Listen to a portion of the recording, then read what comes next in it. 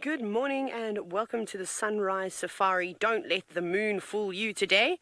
It is on its way down and the sun is on its way up. It's a frosty morning here at Pridelands. My name is Taylor McCurdy and on camera with me today is Gert. And for the first 45 minutes of this drive, as we do every single day, it's going to be dedicated to all the kids around the world. So make sure you send your questions through to kidsquestions@wildearth.tv. And we'll have the usual culprits joining us on safari from various locations around South Africa. We're going to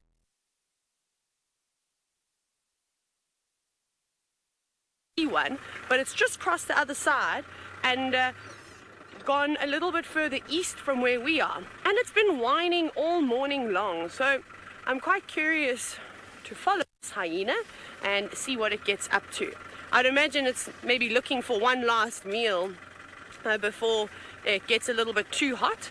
It's probably been quite busy for most of the day, but this is exciting. And this area that we're going through now, that you can see in front of us, you can see how it gets quite thick.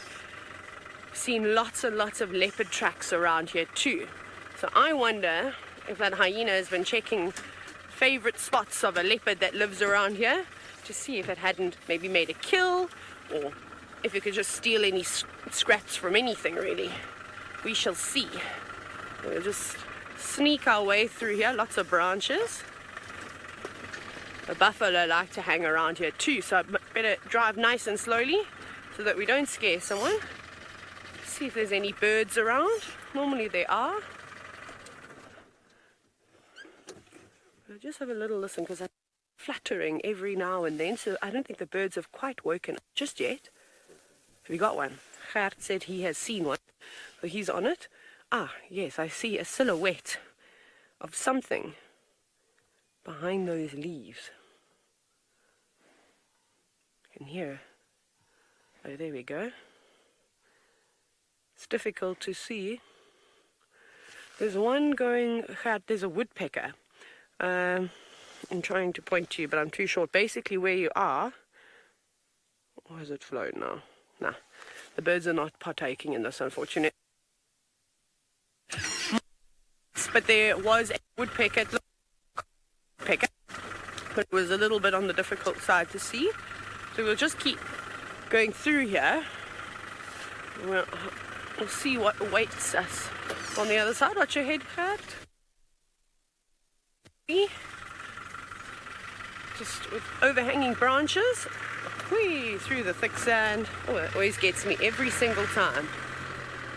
Okay, and then there's a dam just up ahead, so we'll stop over here and we'll have a look and see if anything has come down to the water's edge. I'm just finding a nice spot. Lots of mist on the water today. What about... It's too thick there. We might have to go around. Okay. I'm going to show you the dam and...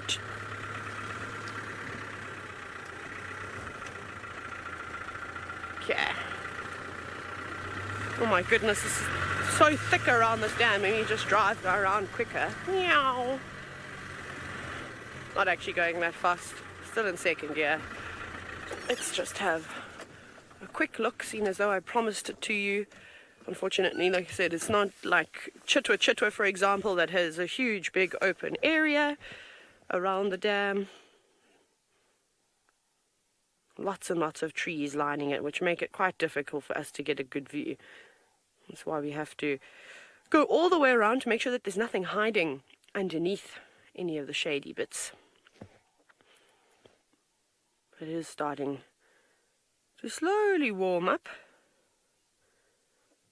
But nothing coming down for a drink just yet. I can't wait till we have a leopard or a lion or a pack of wild dogs come and drink in this area. You also hear all the birds waking up now.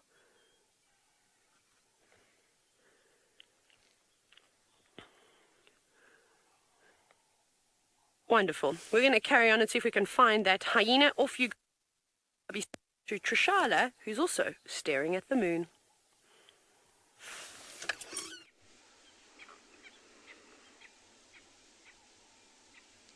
Yes, we do. We have an epic shot of the moon. Isn't it just gorgeous? Full moon. Just reminding us how big, bold, and beautiful the universe is. Hello, everybody. In fact, that was Darby's shot. Thank you, Darby. It's Darby on camera, and my name is Trishala. Good morning, everyone. It's a bit chilly, as you can probably see. Gloves are on, and all of that. And can you hear? Now, we've seen leopard tracks all over the place. And now there's some francolins that are shouting out that way. So we're just listening. I think we may have some more tracks, so I'm going to go a little bit forward and position myself in a way where we can see the tracks. I'm actually going to go down to the lions today, so I'm going to help Steve, because there seems to be leopard tracks all over the place.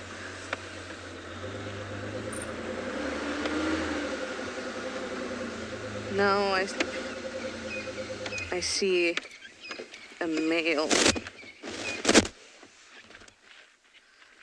This is, if you can see that one, Darby. A little further. There's also another one here.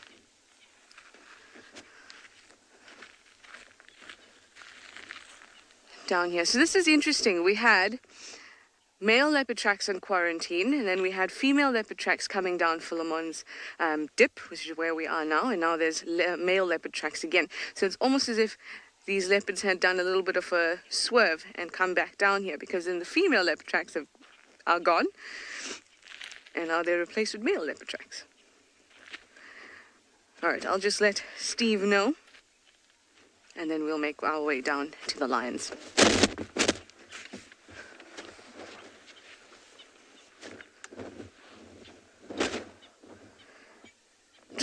Tracks all over the place.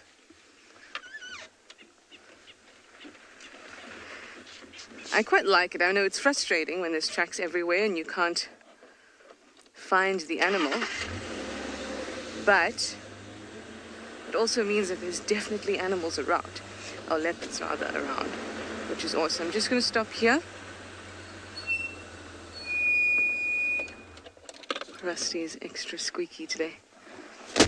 Let's just hop off for a moment and have a look. So it's important to look for tracks at junctions, because that's when an animal will have to make a decision. And here's a junction with Ingwe Alley. And these tracks have moved past the junction.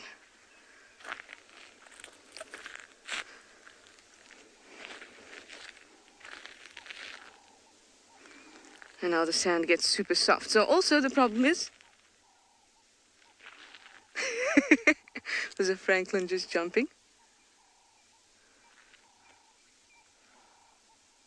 Just gonna take this out for a second.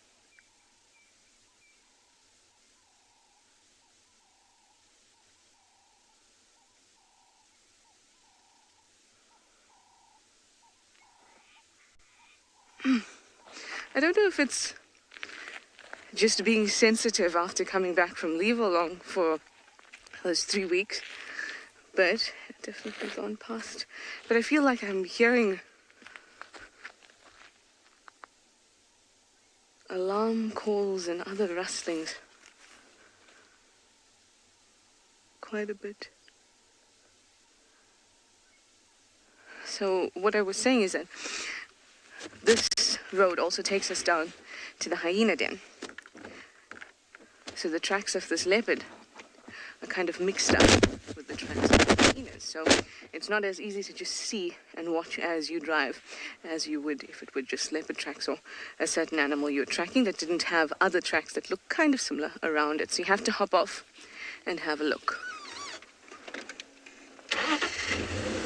Sand here gets a little softer, so that makes it more difficult to actually make a distinction. Very interesting. Wow, lots of tracks up and down, up and down. There might be a kill in this area. Anyway, I'm going to let Steve know. Maybe just have a look around here a little bit more, and I'm going to actually send you over to Steve to say good morning. So let's go over.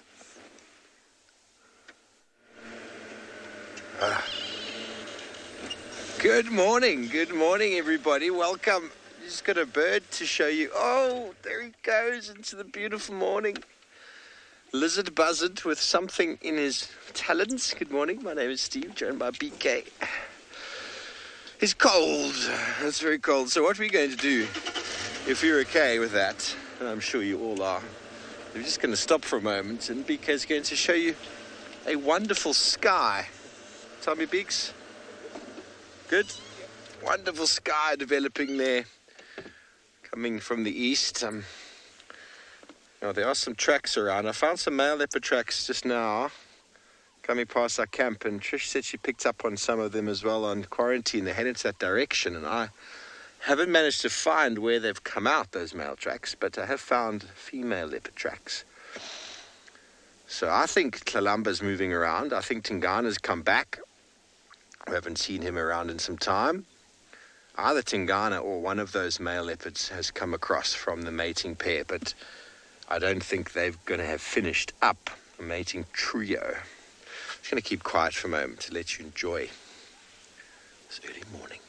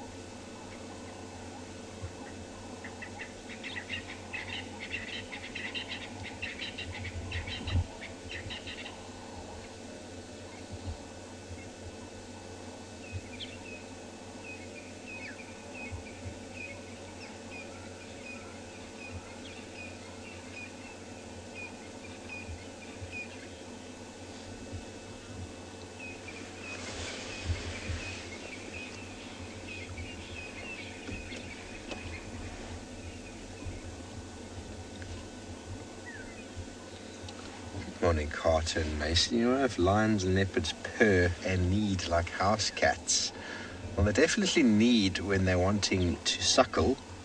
Leopards do have a sort of purring sound that they make when they are very excited, but I don't know if lions purr. I've never heard a lion purr. It's a good question, though. It's more of a growl, I suppose. But I've never actually heard either of them purr properly, but I've got this very strong feeling that leopards, when they're very excited, will have a bit of a purr that they do, but it's not the same as house cats. And the kneading is a way of stimulating milk production. When a young cat is looking for milk, it puts its paws on the belly of the mother and it pushes the belly, and that causes and assists in the milk. And that happens all the time when they do it to your leg or to the carpet. I think it's one of those instinctive things that they developed. It's also an element of sharpening of the claws, which both cats will do against a tree, pushing and pulling. Okay, well, we're going to move on from our sunrise and send you over to Taylor McCurdy at Pridelands with the buffalo.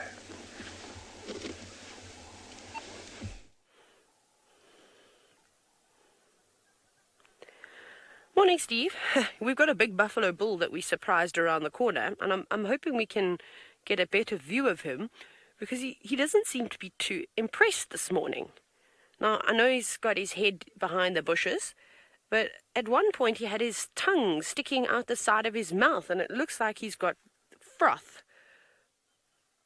all around his mouth. So I don't know if he's been chased around a little bit. Look, how bizarre. That's his tongue on the right-hand side of his face or the left-hand side of the screen. Put it back in your mouth. He's an old boy, though. He's got a hairy chin. Actually, he's a very fluffy buffalo. He's also caked in mud. That's what you can see there. Off he goes. He's definitely been sitting in the mud.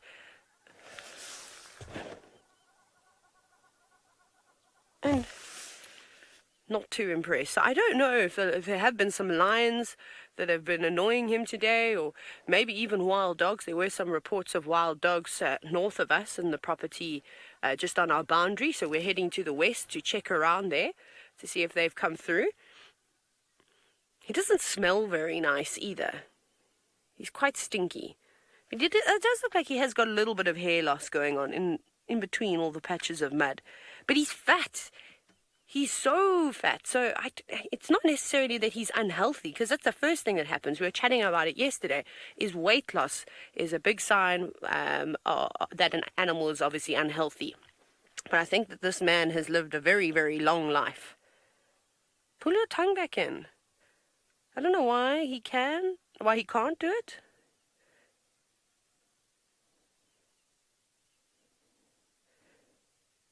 That is so bizarre.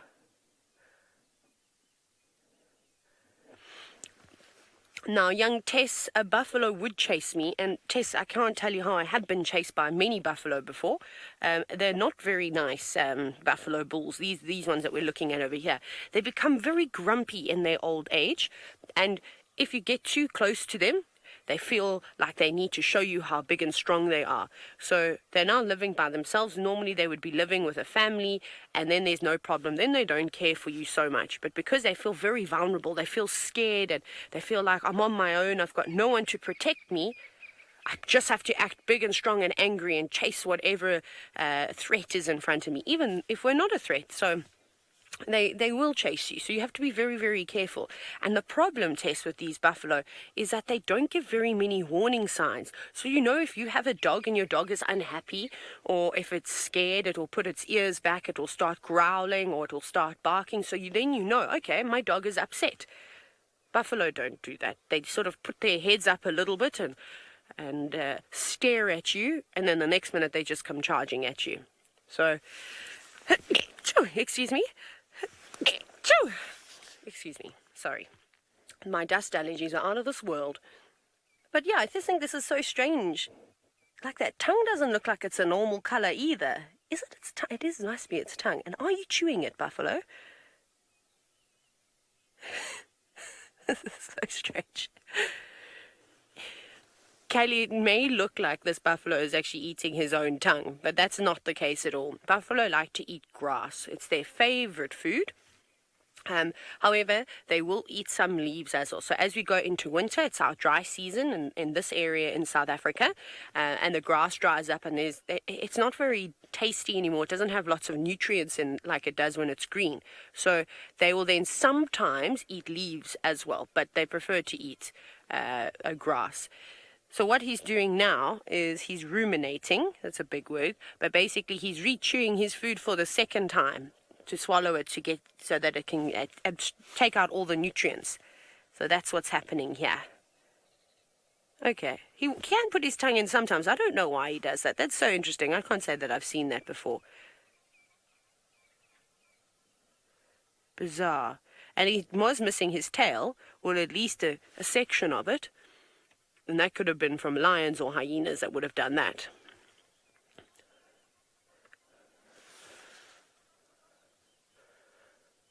Jasmine, it is quite difficult to age buffalo, but one of the ways that you can do it is just by looking at their horns. And we were chatting a little bit about it yesterday. So, Jasmine, if you take a closer look at the buffalo's horns and you look at the tips of the horns, if they are nice and sharp, then you know that he's relatively young. But you can see that they are quite round now. And so he's sort of a middle-aged buffalo. I don't think he's super old. He's probably past his prime now, so he won't be really socializing with the females so much anymore, with the ladies. He just prefers to be with the boys. And then as they get older, they start to get these huge wrinkles around their eyes as well. Sometimes the oldest buffaloes look like they can't even see anymore. Now, buffaloes are really big mammals. And Sophia, if you've ever been to a farm, maybe you've gone and you've milked a cow before. If you've stood next to a really big heifer, female cow, this buffalo that we're looking at is going to be much, much bigger than her. So these are like big grumpy cows though. So a big buffalo bull can weigh over 800 kilograms. That's really big. And he would maybe weigh somewhere between that. But sometimes if you go up into East Africa, if you go to Kenya or Tanzania, the buffaloes there get even bigger. They weigh even more. But there's so much food around for them to eat. So here they're slightly smaller, and that's all just got to do with the amount of food that they are able to eat. But it gets so dry here. And you'll see if you keep watching that in a month or two time, the grass is all going to disappear. It's going to be pretty much completely gone. And even the trees won't have leaves on them. There'll just be some of them. But he's disappearing now. I'm glad he settled down because he was very unhappy with us. But he's still keeping a close eye on us. I think what we're going to do is we're going to carry on west from here. It's starting to warm up nicely. I've been trying to listen out for any alarm calls and any signs that would indicate that there's maybe a predator around. Because I would like to find a leopard, a lion, or a pack of wild dogs. So we also picked up on a breeding herd of buffaloes tracks. Didn't look like a very big herd, but they were moving in this direction too. So we'll keep searching. But it seems as though Trisha's got the same idea this morning and she's got her ears pricked. Let's see if anything has come from the alarm call she heard.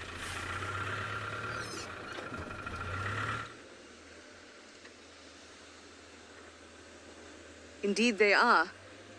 Perked up, very much so. Now, we think that maybe it could be the mating couple that we saw those stuff with the female and the male, constantly cross hands. And have a look. I already think that some of those tracks look good. You can kind of feel it in the air. This sort of electricity or something. I don't know what you call it. A vibe, if you will. That we'll be in for some spots this morning from Juma. At least I hope so. But like I said, I've left it in the capable hands of Steve.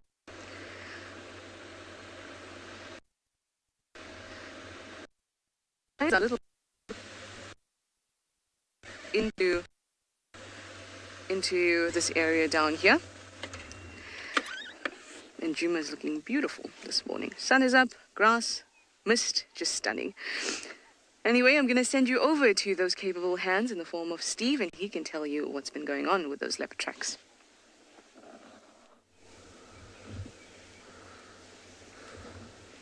Thanks, Trish. Well, we found those male leopard tracks. They walked down the road behind us there, and they turned. They came back up. They're quite fresh, but what you can see now, if you have a look at this track here, here's the back pad. Here are the toes. That's the one foot, there's the other foot. So this animal has come, walked along, and it's turned. You see it's physically turned its foot. Now it's walked back to the drainage over there. So these are important tracking elements. When a leopard's walking straight or a lion's walking straight, you can see it. If I demonstrate with my shoe, I'm going to go this way, BK. Walk with my shoe. The track is pretty straight. But when I turn, you get this entire turning element on the track. And when an animal does that, something's got their attention and has caused them to turn. And there's a reason for that. And then you need to go check on that. So there's a drainage line over here. We're just going to carry on a little bit around here because his tracks have gone down into the drainage here. And Trish has checked on the other side. And I don't know if she saw anything that side. But we're going to go this way. And if he doesn't come out here, we keep going around. We'll see if we can find him. I think this might be Tingana, everybody. I haven't seen Tingana in ages. He's following a female, not directly following, but close behind, and I think that's Kalamba, his daughter. He is renowned for following her to steal her food. There were lots of hyenas as well. We first found the male leopard track with lots of hyenas around, so hyenas are opportunistic as well. They also follow these cats, hoping to secure some form of scraps from them, or if they don't hoist it soon enough, to steal the entire meal. So This road is aptly named Ingwe Alley, which Ingwe is the Shangaan word for leopard. It's a very nice road that runs sort of looping parallel along this very nice drainage line that Tlalamba was in the other night when Tristan and I were tracking, and then she came out this side and went up to the watering hole. Okay, so fresh hyena tracks. Hyenas move throughout the night, everybody, so their tracks can be everywhere, and if you find them on a leopard track, you know, you can almost be assured that they were following that leopard with their nose, and they're even active now, still moving around. They might have headed back to the den already. There were a lot of hyena tracks heading straight down that road towards the den site. A good chance they're there already. So if you find a leopard track on top of those tracks, then you can work out freshness. The leopard tracks coming down the hill, though, were underneath the hyena tracks going back to the den. So you can try and gauge that time, last few hours, perhaps. You just got to look very carefully, keep our ears peeled. Okay, well, Ambient Ngala is up and mobile, and they're out in the sunshine as well. No doubt also got some gloves and jackets on, and they'd like to say good morning.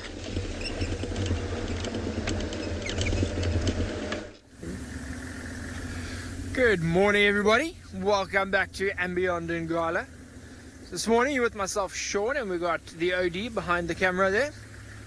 We have had quite an exciting morning so far. Firstly, we woke up and the sun was indeed out, which is the first time in, well, about 3 or 4 days that we've had the sun up. That's spectacular. And as you can see up ahead there, very, very misty. You can see that tree covered, shrouded in mist.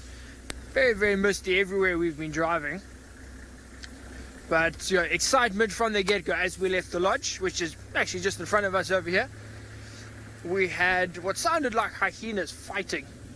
And so we obviously went to go and investigate, see what was happening. We saw one hyena only, heading, unfortunately, off of our eastern boundary. We also had tracks of a male lion coming sort of back into Ambient Ngala, but we couldn't follow him, unfortunately. So what we're doing is we are making our way towards where that female was yesterday with the 2 cubs. We want to do a bit of an investigation there, see if she's still there, if she's still eating. We had tracks of hyenas in that area. See, maybe she took the cubs and she left. Just go and see what's happening there, get a bit of an update.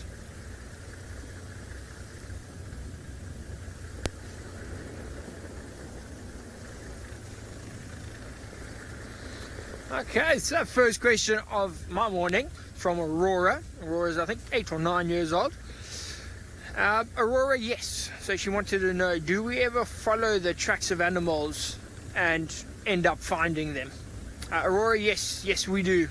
I'm not sure if you were watching yesterday afternoon, but Rowan went tracking, following those drag marks.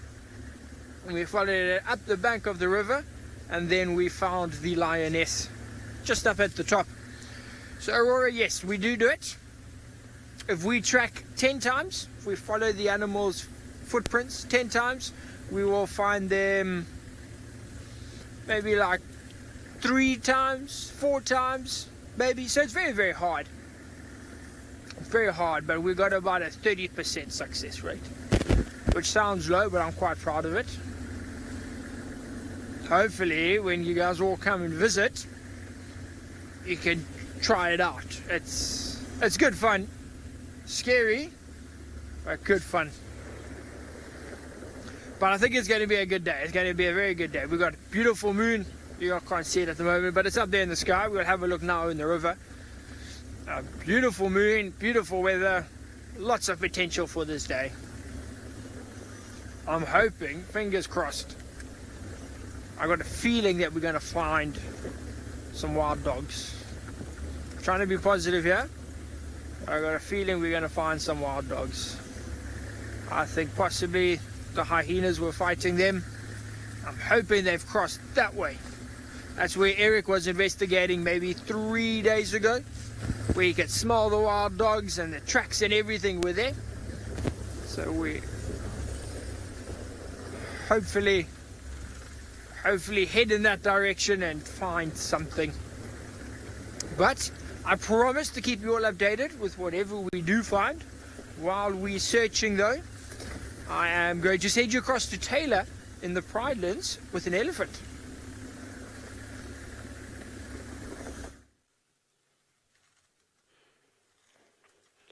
We seem to just be driving into all sorts of wonderful wildlife today, so that's a good thing. We found a herd of elephants. And now I know you're going to think that I'm being a little bit ridiculous, but this is the same breeding herd of elephants that we sat with yesterday, where one young cow tried to throw a stick at me. Now, the reason why I can tell is because there's a couple of really big cows in this herd, and the one that we can see has got the most interesting tusks. So those are those white things growing out the side of her face, in case you've never seen tusks before. Sometimes it's called ivory, but they grow out to the side at an angle. So when she turns her head towards us, she'll see what I mean. Hello! Look, how bizarre. So it's very easy to identify her. And she's quite sassy, this elephant. Yesterday she shook her head at us, but maybe it's because her little one that's standing just behind her was trying to come too close to the car, and then she was not happy about the whole situation.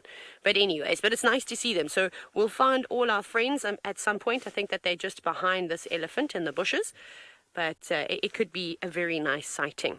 And now I've figured out what they do every day, which is really cool. In the evenings, they come all the way to the west, and then they feed through this area, and then they go down towards Leopard Dam, where we started this morning, and then they have a drink, and they eat in that drainage line and those open plains, and then they come back again, which I love, and I hope that they keep doing it, because this is fast becoming my favorite herd of elephants. I'm going to see that little one is struggling there, feeding on a bush willow of sorts, using its trunk quite nicely, stripping the leaves off of that branch. But Mom has said we're moving on. Hi, big girl. No, don't sass us today. Not today, please.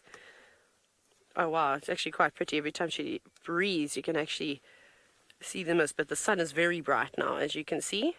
We're shooting directly into the sun. Hello, big girl.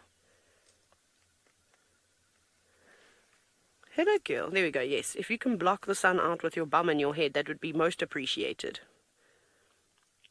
Hey, but you're lovely. I always talk to the elephants in case you think I'm a little bit insane. They're intelligent enough that they are able to pick up tone. It's okay.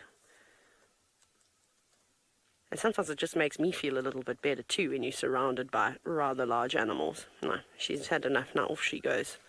But you can see them, they're all starting to push out of the denser vegetation, and it does open up nicely with all these lovely marula trees.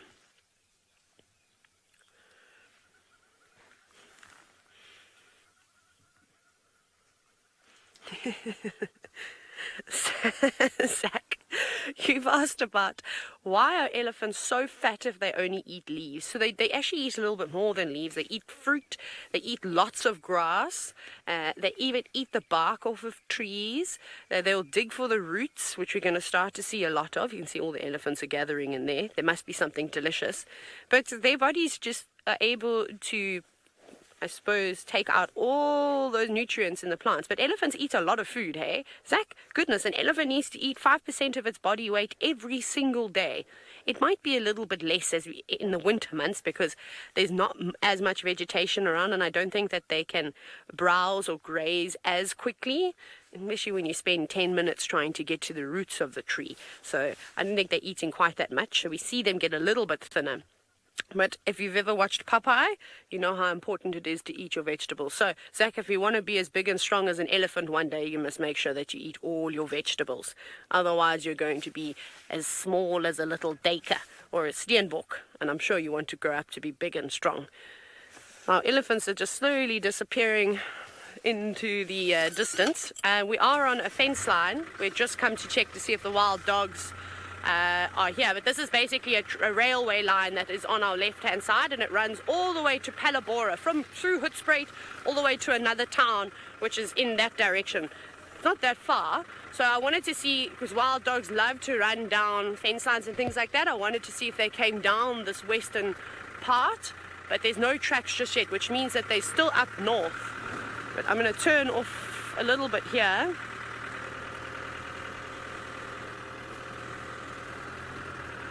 They're moving in the wrong direction.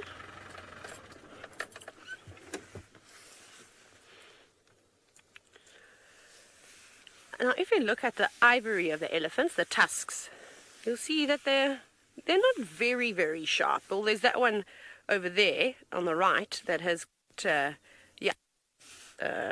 we can look at the one on the left. That's also not a problem. So, Alexis, it depends on the elephant. So some have got a very sharp tip, but you know when an elephant tusk becomes very sharp is when they break them. So sometimes the boys will get a bit rough with one another, and then they'll bash their tusks together, and they'll snap and they'll chip, and then that becomes a very rough sort of sharp edge. But they're not too sharp at the top. You can see that they're quite rounded, almost like that buffalo, those horns that we saw earlier. If they try to strip the bark on trees, they can, break their tusks that way too.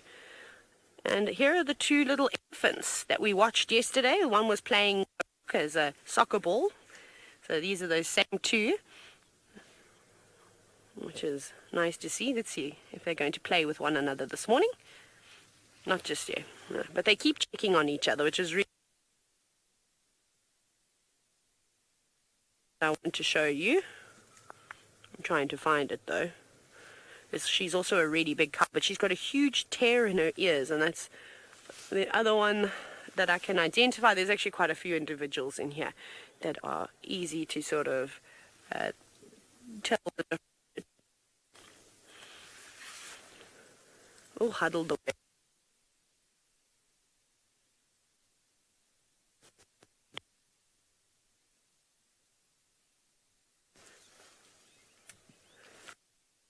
Audio stop.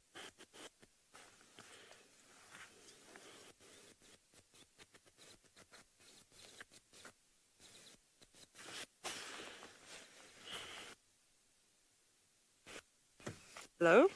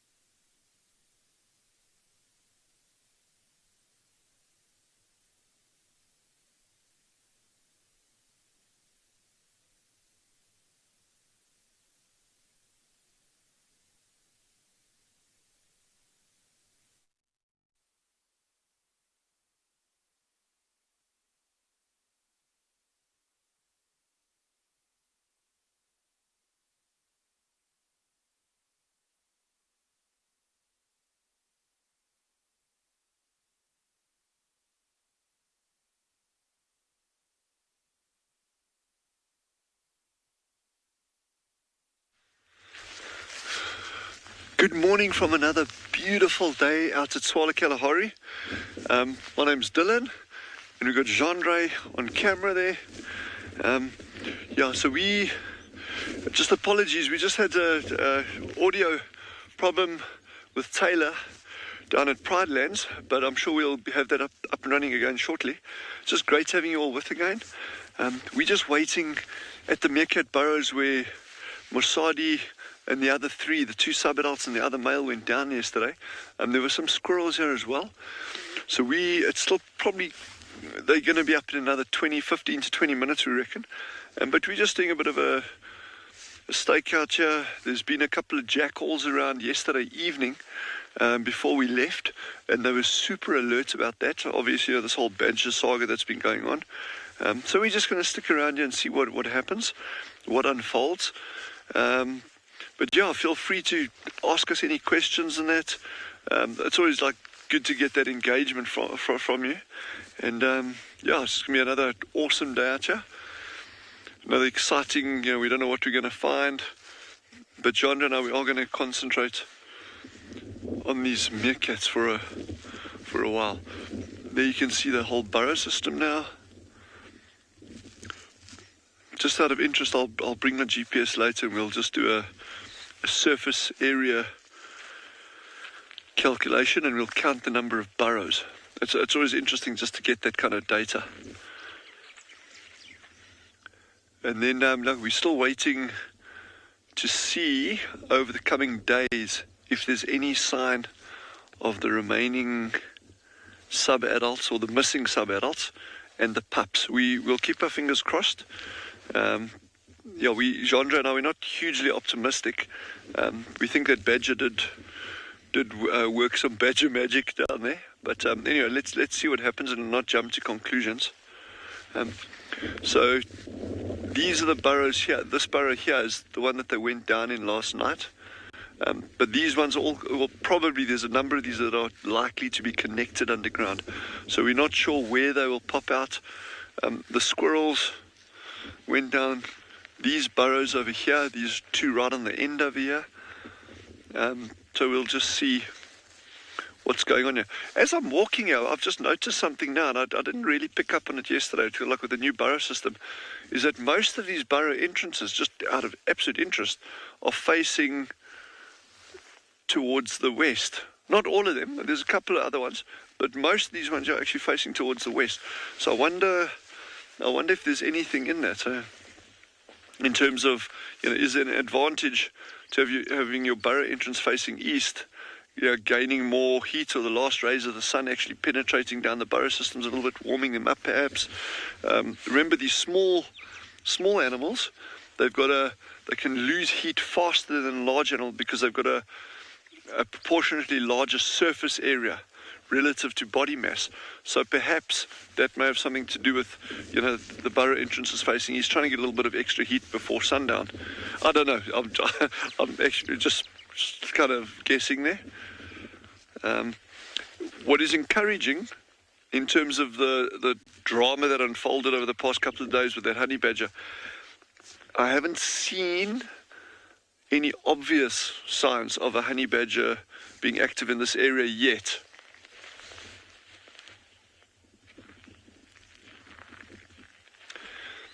So Ava, who is 7, has just asked how many meerkats live over here. Ava, at the moment at this burrow system, there are 4 that we know of. There's a big female who we call Mosadi, which means lady.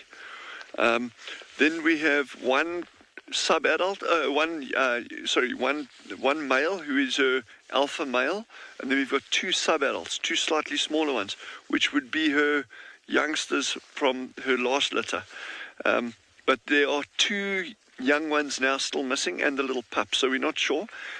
Then there is also a 5th meerkat that was trying to join up with this group yesterday after they moved in here, and he was sort of like walking around through the grass up on the edge of the vegetation, and it was very, very interesting behavior to see because the whole group had gone down, they'd gone to bed, gone to sleep, and then that little one started coming in from the western side, and he got to within about 8 or 9 yards of the burrows, and suddenly that alpha female bolted out the burrow and chased him down there, and then she came back, went down again, and he ran off. So we don't even know where he is. It may be that he's kind of snuck back during the course of the evening, but we don't know that for sure. So as we're standing here, as Jandra and I are standing here now, we think there's just 4 meerkats down here, and then a whole pile of squirrels. We don't know how many squirrels there are. I think there was 4 or 5. Jandra, it was something like that. I think 4 or 5 squirrels. So yes, it's going to be really interesting just to stick with these guys and just see what happens. There are other meerkat groups in the area. There's, the badger might even make an appearance.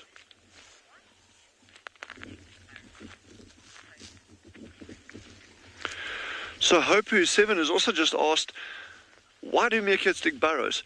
So one of the key things for any animal in this environment that digs burrows, and you can see Jandra is giving a nice overview of the burrows there, is that these burrows afford a huge degree of protection for these little animals.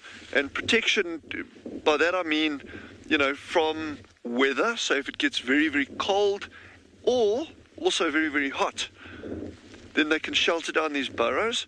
If you look at ground squirrels, and we'll hopefully see the squirrels popping out a little bit later, normally if the temperature here goes above 30 degrees centigrade, that's when they start going down the burrows more and more and more frequently, until their body temperature reduces a little bit, and then they will come out again, forage a little bit, and then until the temperature picks up again, then they'll go down a burrow and cool down.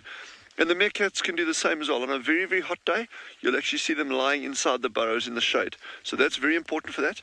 But then protection from the more obvious threat to us, and that's from predators. So, you know, if an eagle comes flying over you trying to catch one, they can bolt down these burrows and they've got safety. A honey badger, like, you know, this black and white little furry thing about that size, he can dig incredibly quickly, and he'll sometimes chase them into burrows and then start digging, trying to dig them out and that. But because a lot of these are connected underground, there is a very, very good chance that even if a badger gets down there, that a number of them will get away, or all of them might get away. So these burrows, it's a very nice question, and these burrows are very, very important for meerkats, and that's also why they don't just dig them and leave them. They'll dig them and they'll keep maintaining them, cleaning them out to make sure that they're always ready for them to use if they need them. So Genre and I, we're just going to spend quite a bit of time here during the course of today, and stay peeled, keep your eyes peeled, head over to Pinda in the meantime, and we'll see what we can get there.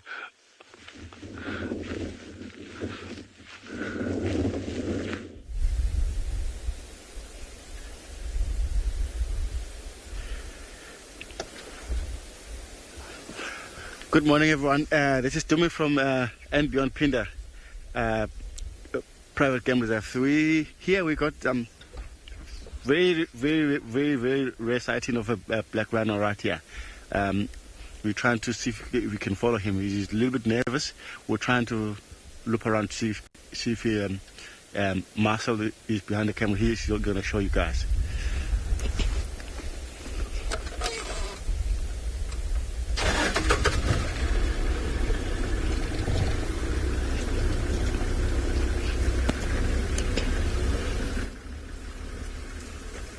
See if he comes out here, because quite a bush. He's a little bit nervous.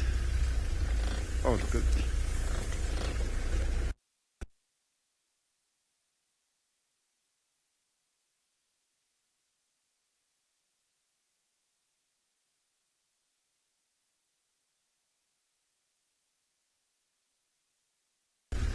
quite thick here. He might be come out.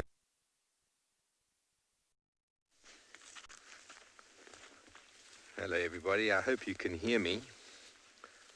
Just off the a few meters away, up on some tracks.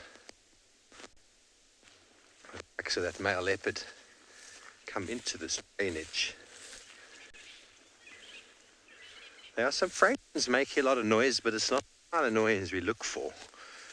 When you listen for a franklin alarm call, I don't know if you can hear that behind me. That's more of a it's not really, it's an alarm call that they do if we disturb them and they fly away.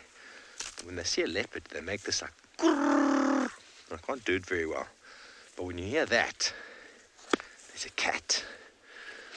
We've got the male leopard tracks here. This is the same drainage line we had them going in before, but these ones now are going back. So I've almost got you can't really see it, it's a bit too close to the car, but this is the drainage. On the other side there we had them. The male went in. I haven't gone further here to see where he came out, but it's possible he came out here somewhere, has gone back again. I have a feeling that Columba's nearby and has made a kill, and he's trying to find her. So it's very possible it's in this block. Onto the right, this drainage line with Ingwe Alley. We just drive very slowly along. Now, Tingana is also regarded as, if it is Tingana, only getting by the tracks here. Could be Mawati that's come back. If that's the case, he might have relaxed a bit after his mating session, but he's still got at least another day and a half minimum scheduled for mating with Shadulu, unless Hukumuri has decided to chase him away. Okay, so here are the male leopard tracks again with hyenas. It's not easy to see.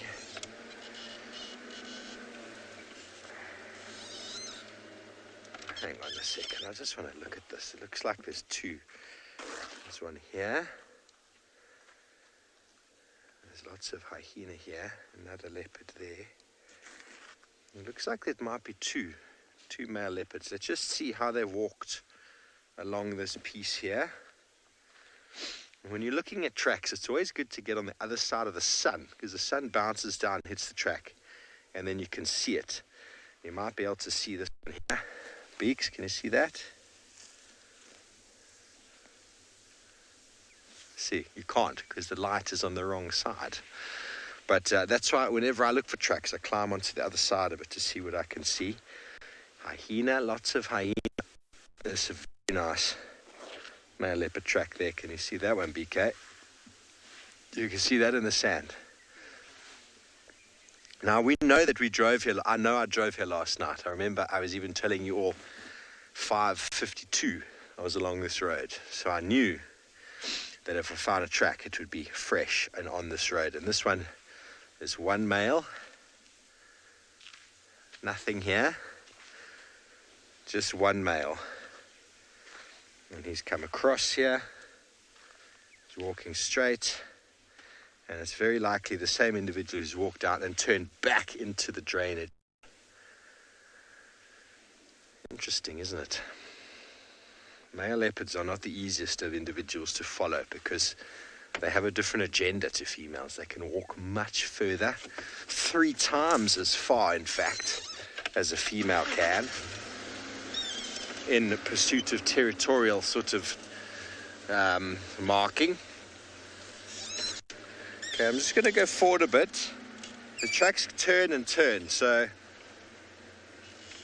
almost like you had an interaction with the hyenas. And the hyena den is just inside here, so they wouldn't have been far away.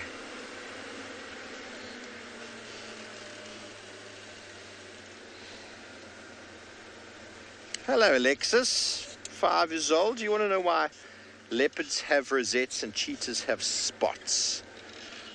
Now, I'm just going to position this for you so you can actually see what I'm talking about with regards to shadow and the track. You see them there, BK? Now, Alexis, the cheetah has a spot and the leopard has a rosette, and why that is I actually don't know.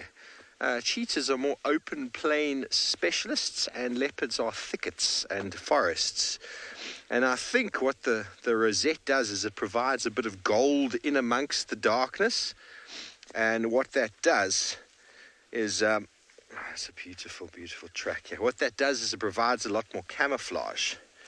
Okay, so here we've got 2 feet. Can you see them? Beautiful toes. Beautiful back pad. And you put the knife down, because this is 10 centimeters. And if you want to measure it, the track is there. So it's 10 centimeters roughly. A female leopard track would be just below this. It would be about 8 centimeters. The male leopard track as well. The front foot. Can you see where the back pad is there? You see that, BK? And here is the toe. You see how wide the toe is to the back pad. Now, with a female, the toe is quite narrow in. It's actually almost the same as that. Male leopards have got very big shoulders, very heavy head, and so they have a lot more weight on their front foot. And so a male leopard as well as a male lion, the track is much wider.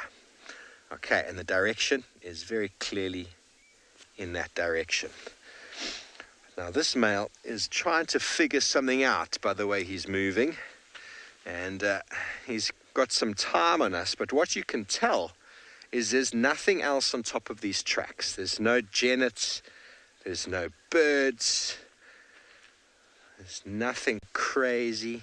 So boys and girls, it's been wonderful having all you kids with us this morning. I hope you enjoyed your kids' drive. We'll see you later, and we're going to continue on with the regular drive. So for the rest of you, please feel free to send through your questions.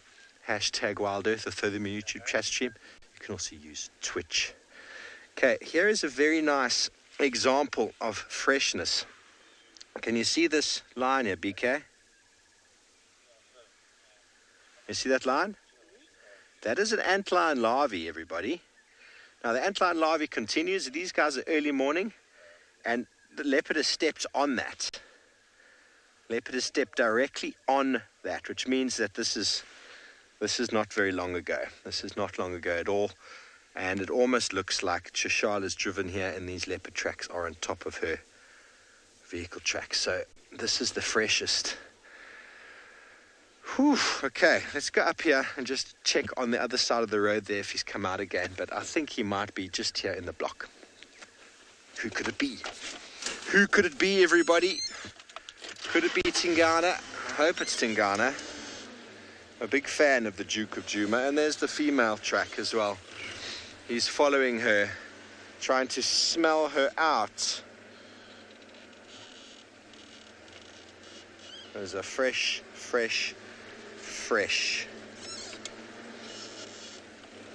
Okay, yeah, there you can just see where Tswalu's clipped it. So this was definitely from just before we got here.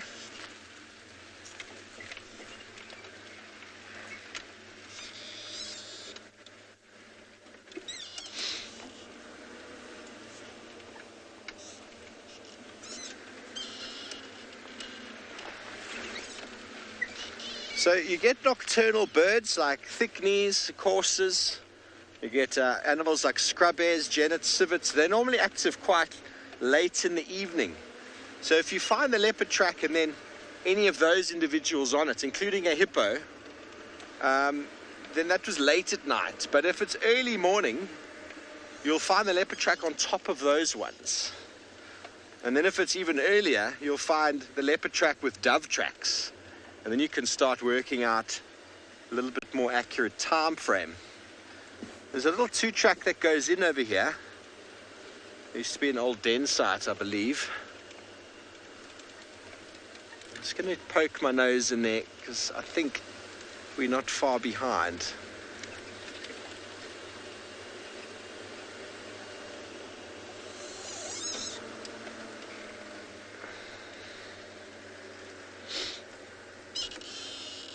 Okay, very good. Well, we're going to send you over to Sean, who's also got a few tracks to show you.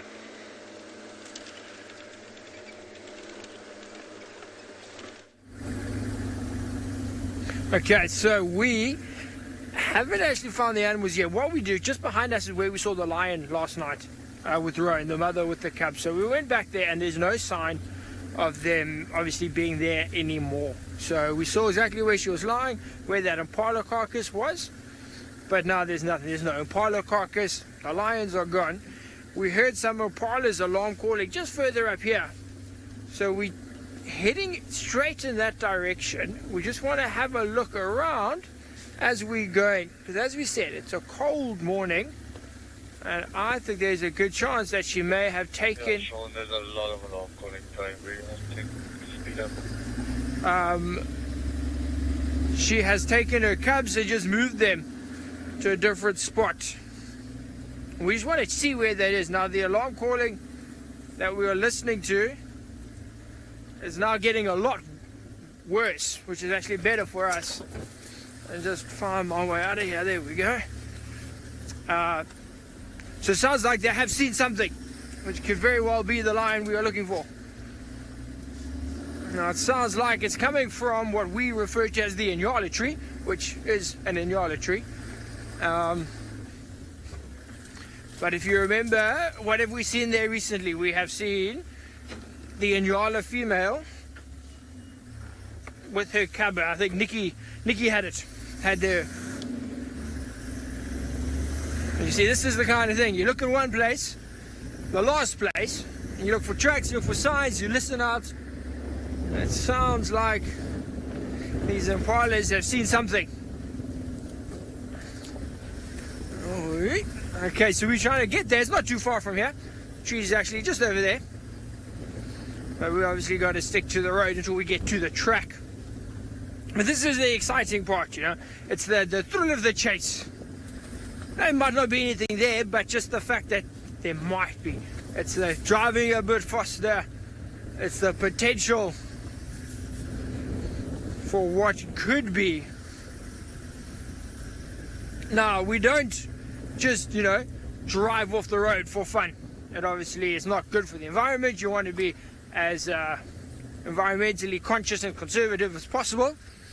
But a situation like this, where we have a established track that we have been using, and there is alarm calls, you have tracks of predators heading in that direction in this area, you know, you are then allowed to head off here.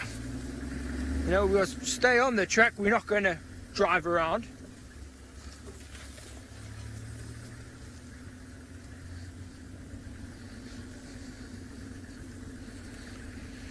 Okay, so Corin wants to know what the ideal road conditions are for tracking, especially the cats, lions, and leopards. Okay, what you want is like a flattish road, fairly hard, but with a top layer of sand or dust, so that as the animals walk, they leave a print in that sort of top layer of sand. So we're just going to listen here quickly.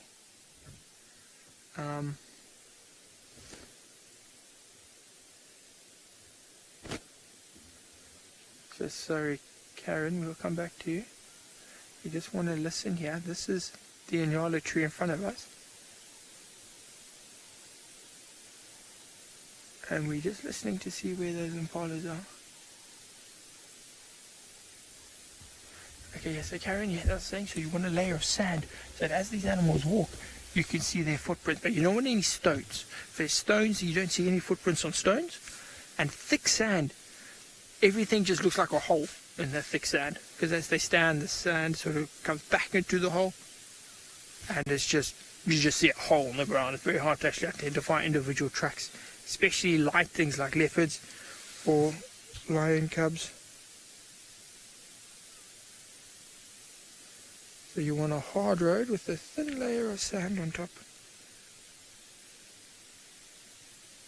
And preferably clean it after every afternoon game drive so it's fresh in the morning. Okay, so you can see here there's no impalas. So it could be that they've all been chased away by whatever predator did come through here, if it was that lioness. We're going to go and just do a loop around the tree, and as I said, we're going to head back to the road. I just want to make sure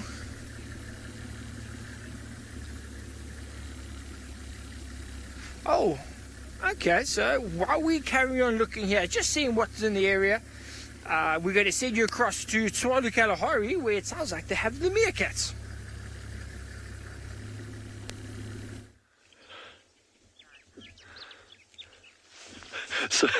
So we've just had a single meerkat pop up, and I've mentioned before that every morning Genre and I take bets as to which burrow they're going to come out of, and I don't think either of us have been right the entire week yet.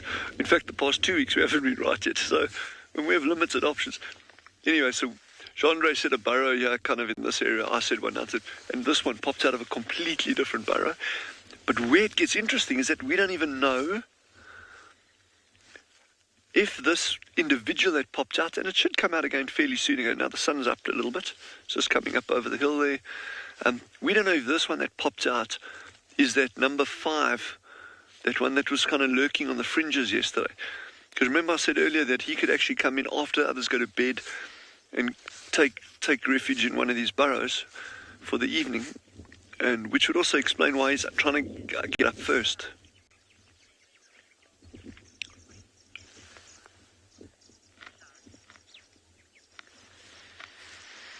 Charlotte, if I heard your question correctly about where do meerkats find water, I think that's what the question was, is, okay, meerkats don't need to drink. I'm not saying that they won't drink, it's just in 15 years on Tswalu Kalahari, I've yet to see a meerkat actually going up to a pool of water and drinking water. They get pretty much all of the moisture that they need from what they're eating. And because they're eating nice succulent juicy things like worms and geckos and scorpions and things like that, they're actually getting probably quite a high percentage of water into their diet anyway. So, but yeah, like I said, it's not to say that they won't drink. I just haven't seen it. Doesn't mean that they don't.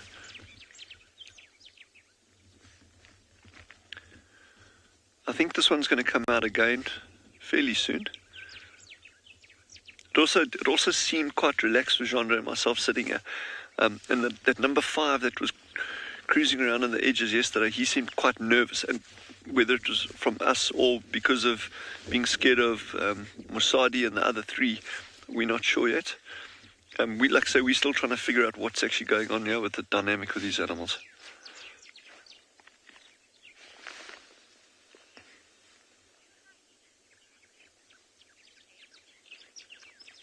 Wow, there's a question.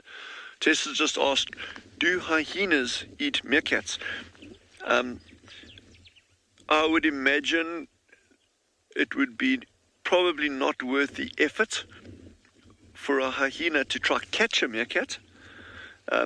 But if a hyena found a dead meerkat, absolutely. I would be very surprised if a hyena didn't eat a meerkat that he found that was already dead.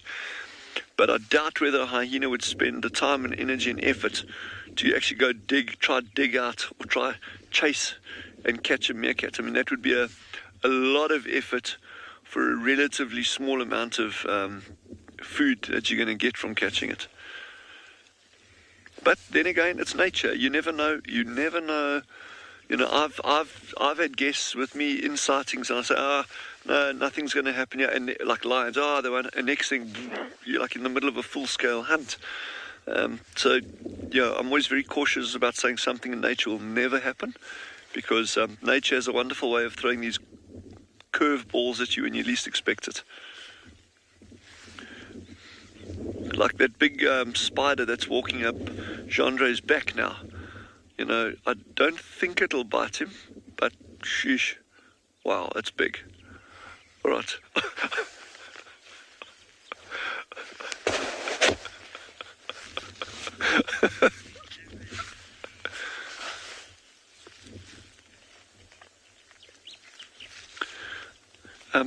Head over to Steve, who's trying to find out what's inside a thicket. So I hope he has some luck there.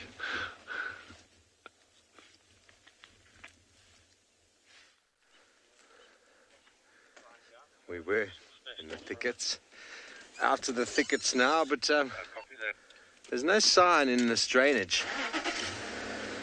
It's going to go a little bit further afield. Do another big loop around where those last tracks were. These animals do have the potential to be very sneaky from time to time and exit a block without you noticing. Or they find a very nice hard patch to walk across. You know, I showed you some of those tracks before in the sand. Now, if the animal walks across a very hard patch, you won't see it.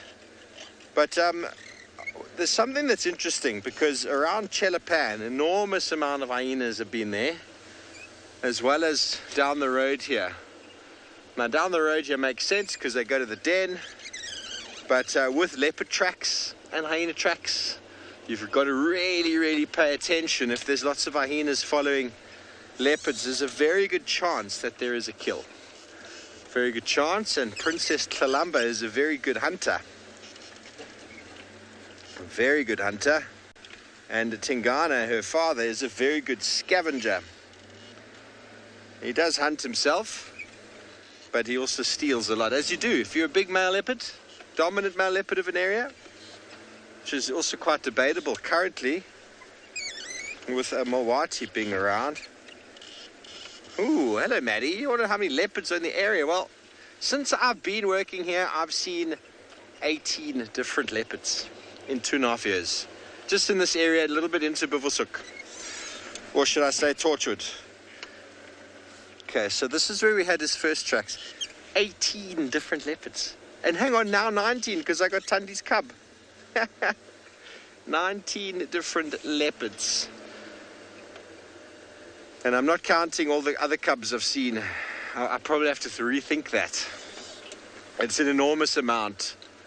It's an enormous amount. They reckon there's 160 or so leopards in the Sabi Sands. Okay, so let's just figure this out. We had male leopard tracks come straight down here. He went there, he turned around, he came back, he went in there, he came out that side, came back again. Unless it's two different males, means something's going on in the drainage. I'm not quite sure. Try to find another access. I've checked a fair bit of the drainage there without success, and the hyenas up and down. We track them. The hyenas will take us there. Now we must look for where the hyenas have gone to. Maybe they're at their den site having a nap. But there we go. There's some Natal spur fowls. These guys are what's been shouting, and what we're hoping is going to give us a clue as to where our leopards might be. Oopsie, up to the right. Off they go into the thickets, camouflaged. So the Sabi Sands, they reckon, there's about 160 leopards.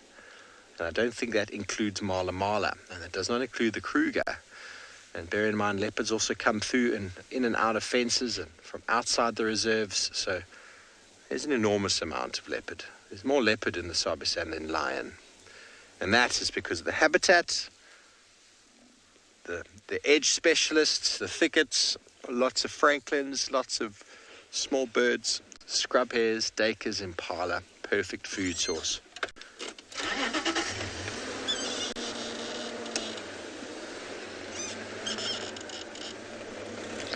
Rivka, you want to know if some animals have to become extinct for others to evolve? I don't think there's such a term as has to, but in the natural scheme of things, animals will become extinct naturally as habitat changes.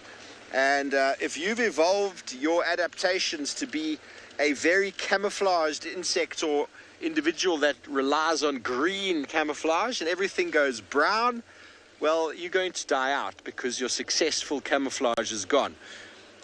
There's been an enormous change due to habitat loss because of human interventions with regards to agriculture. Agriculture has fragmented and removed an enormous amount of habitats, and that is what leads to extinction.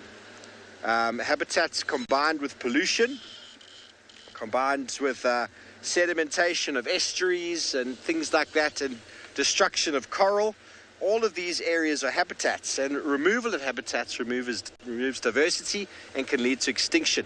What happened with the cheetah is there was some event that happened about 4,000 or 10,000 years ago, I forget the number, that forced the cheetah into what we call a bottleneck. Now, do you know what a bottleneck is? Here's a bottle. Now, imagine the coffee that's inside here is mixed up with 1,000 different types of grains, right? Now, make this neck here very narrow and turn it on its side, and what's in here doesn't all come out. Only a small proportion comes out. So that's the genetic code of the cheetah. Went through a bottleneck. So this was the cheetah genetics.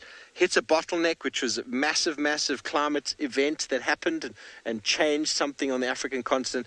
And out this side came a very small amount of genetic code of the cheetah. And that's all that's left. And so now the cheetah's genetic diversity is very small. They're all related, and the problem with that is if any disease comes along, it can wipe out every single cheetah because they've got no diversity in the genetic code. You look at humanity, there's many, many different types of genetics in humans that give us all different types of skin color, eye color, hair color, so many different genetic codes that Some people are more tolerant to this, some people are less tolerant to that, and that's how we evolve. So I wouldn't say anything is meant to go extinct so that something can evolve. Something will outcompete something else because it's adaptability to change. Without the adaptability to change, an animal won't evolve. And evolution can be pretty short, but it's also quite a long-term process. Removal or destruction of a habitat has the potential to wipe out a species immediately because they just can't. You know, so you're a fish that lives in an estuary that's got no sediment, and you're used to hunting with your eyes. Now suddenly all the estuaries are sedimented up because of bad agriculture. The fish that don't use eyes to hunt do very well. Those who need eyes just can't see, and then they struggle. Okay, so the entire clan of hyenas is mobile back to the den. Just going to check what else has happened. I hope that answers your question. Yes?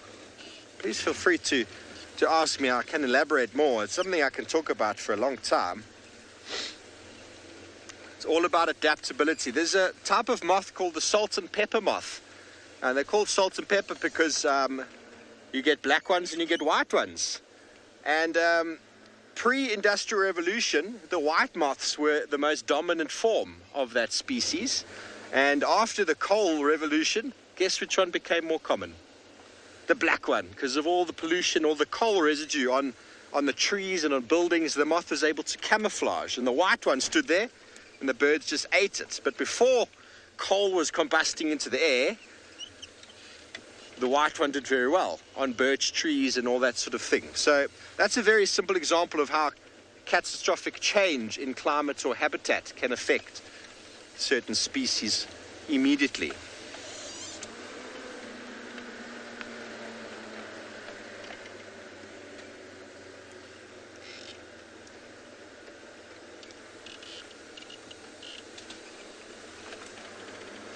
P.S. Crossbred dogs and cats, the issue with them is their genetic code is very limited. You might look at a Chihuahua and think it's completely different to your friend's Alsatian, but to have gotten that dog, here's an impala close to the den site, to have gotten that dog to where it is, it's not just crossbred. People have gone and taken, I mean, imagine, all dogs used to be a wolf. Now, people have gone and taken runts of the litter, dogs that had a floppy ear, dogs that had a smaller foot, dogs that had a funnier face or a shorter nose, and they've actively bred those animals and bred them and rebred them. So the inbreeding that's happened in those species is enormous, and the genetic variation is very, very limited. There's no genetic variation, or very little genetic variation. Whereas out here in the impala, there are so many impala in the Kruger, but the genetic code amongst them is very, very strong.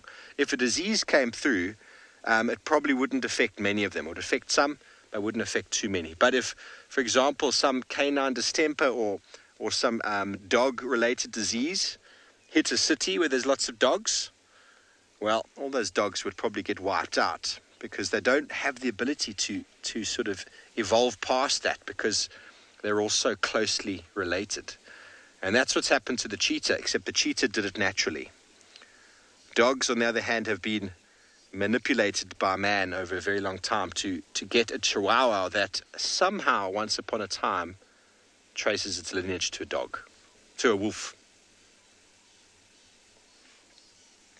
Okay, well, I'm just going to go check the den site here.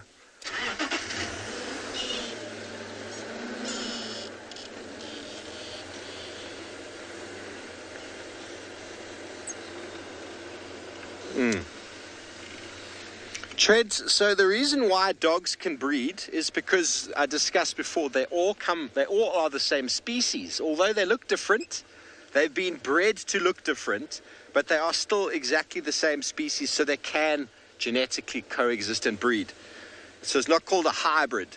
But when you get certain animals, you want to know if an impala can breed with a sable. That's not been known to happen. But blesbok can breed with bontebok, because they're very similar.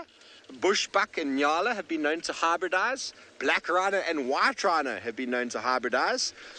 Some of these animals can breed and produce offspring that can still breed, and some can breed offspring that will not be able to breed, like a donkey, for example. Or there's mixtures out there that have connectivity, and they're allowed to genetically breed, but nature's also come and said, oh, hang on. You guys, if you bred more, there would be something really strange that comes out of it. But these natural crossbreedings of white rhino, black rhino, bushbuck, nyala don't happen in wide open natural conditions like the Kruger Park, for example. But if you put these animals into a small area, a highly intensively managed area, the nyala would automatically think that the bushbuck is his girlfriend, and he would crossbreed with her. But in natural circumstances where they live wildly, one will outcompete another. They won't actually crossbreed. Does that make sense? So sable doesn't work, but there is a list of many mammal and antelope species that are capable of crossbreeding, but they are very similarly connected. Impalas are actually very unique on their own. They're all on their own on the left there, or on the right of the family tree. So they're very different from many of the other antelope that seemingly look quite similar. Make sense? It's like a code or like a key in a lock. If the key fits the lock, it will work. If it doesn't fit, it doesn't work. And that is exactly what goes on with genetics and breeding. Okay, very good. Well, enough of my genetic conversations. Let's send you over to Tswalu Kalahari, I'm guessing, because they've got some meerkats.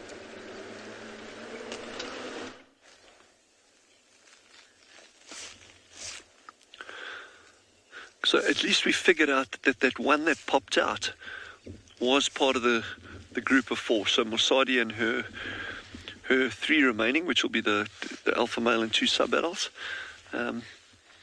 So as it stands now, the meerkats are starting to come out.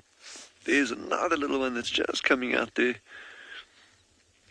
We don't know where that 5th one is, at number 5. And that's the one that Mosadi chased away yesterday when he tried to approach the group.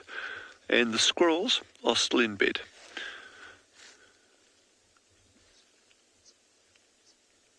Doing a lot of burrow maintenance now, a lot of dust kicking up there. But it's a beautiful burrow system, this. I mean, it's very little trampling.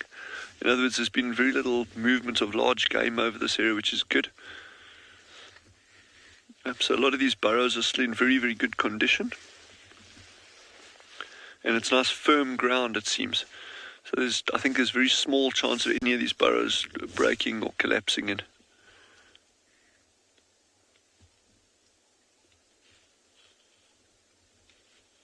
Yes, I'm very keen to see what today holds in terms of where they go and if any of those others actually rock up.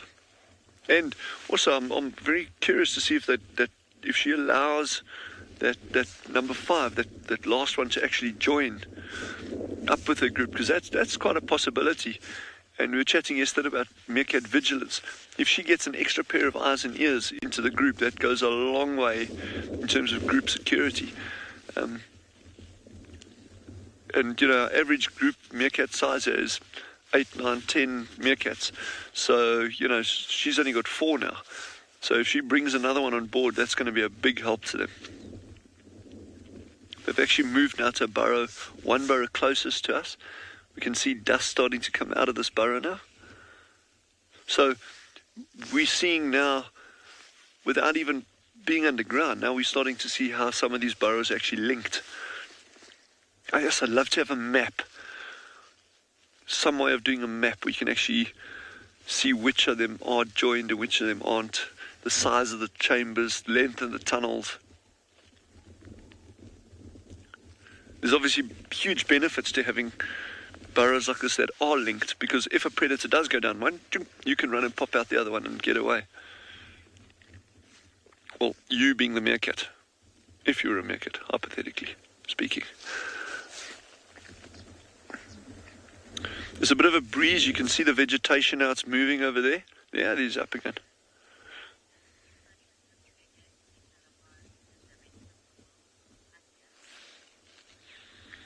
And yeah, was the question, why does the sun look bigger? I think, if I heard you. Well, I think it's just more of an optical illusion than anything else. We're certainly not any further from it or any closer to it. So it may just be an optical illusion. But where that question becomes really interesting is if you see photographs of the moon, and you know, you may see a lot of stuff on social media, you know, around full moon time with moon rises and that kind of stuff. When you've got a foreground that the moon is rising over, so it's a mountain or a tree, it creates an optical illusion that makes the moon appear bigger than it is. Remember, that moon to the human eye, there's going to be a negligible distance on in terms of what we can see. But when you've actually got something that can, as a point of reference, like there's a tree in the foreground, the moon rising right behind it, and also the use of zoom lenses. So this amazing piece of equipment that Genre has got here, or someone taking a photograph with a long zoom lens, they really zoom in. So images that you see on camera don't necessarily reflect what the human eye is actually seeing. So very often it's just kind of an optical illusion in terms of the equipment that's being used to show the images, rather than the sun actually being larger or the moon being larger than it really is. And that's my non-technical explanation. Chandre's like shaking his head, just like, what on earth have you just said?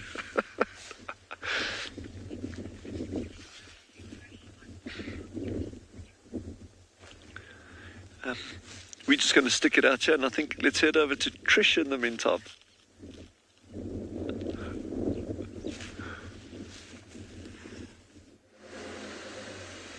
It is Trish from quarantine. I'm going to stop here.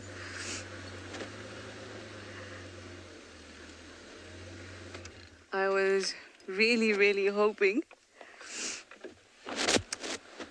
that the wildebeest that I had would stay for us. But alas, he dislikes me very much. I didn't want to, subject you to the sound of the vehicle, but I might have to.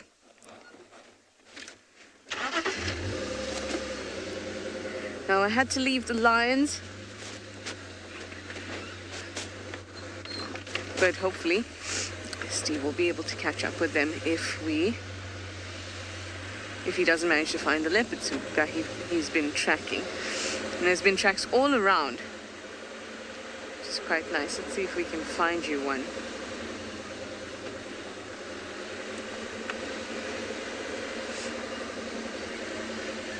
I think there's some nice tracks on that side, Darby. I see some. Let me just hop off quick.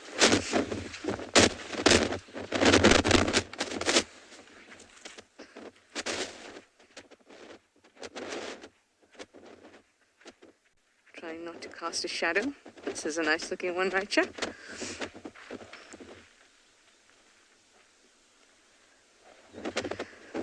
So leopard tracks are abound. Males, females, etc. all over the place. It's trying so difficult to get back into the vehicle without casting a shadow onto this track. Wait, I'm going to duck beside the vehicle like a leopard does.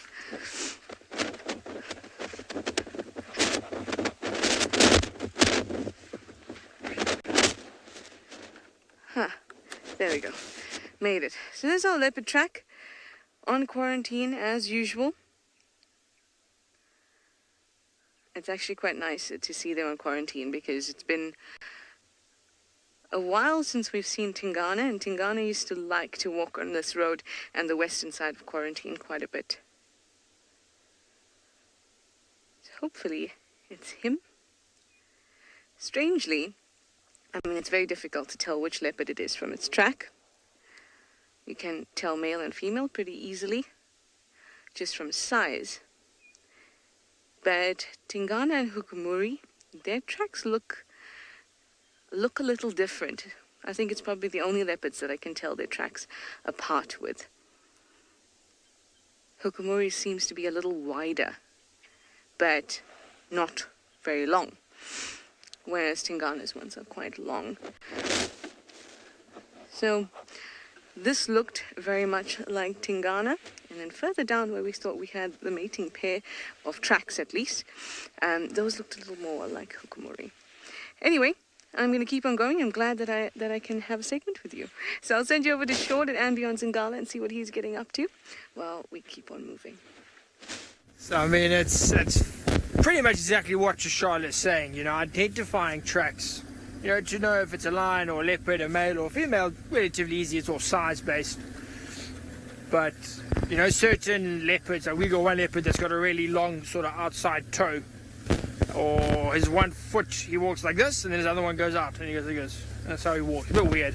But like those sort of identifying features will help you know what animal it is. Like for us now, we're tracking this lioness with the cubs, and you know, you see a big track and you see 2 small tracks.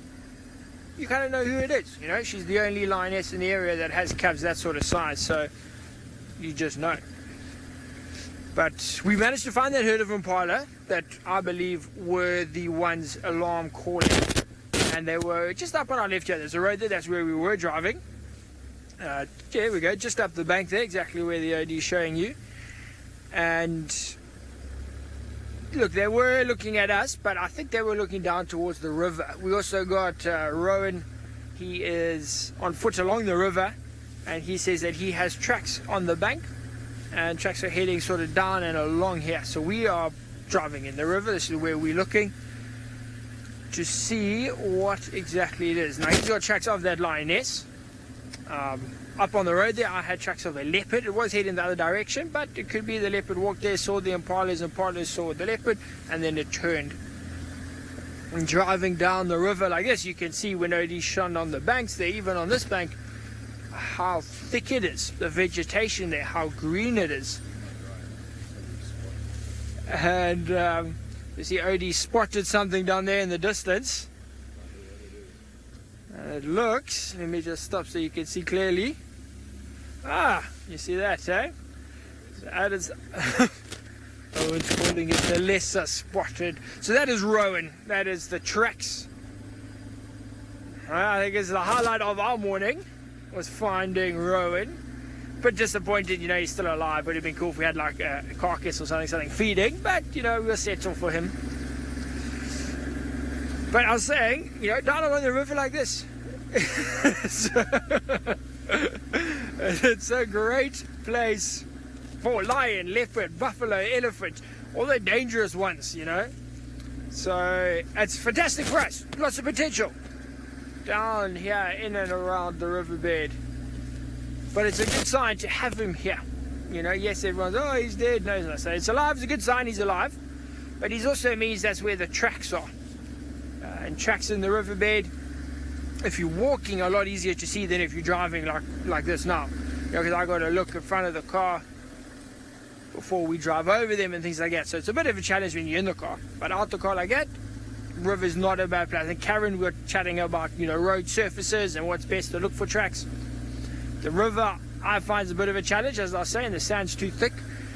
And let's see if OD can shine or spot.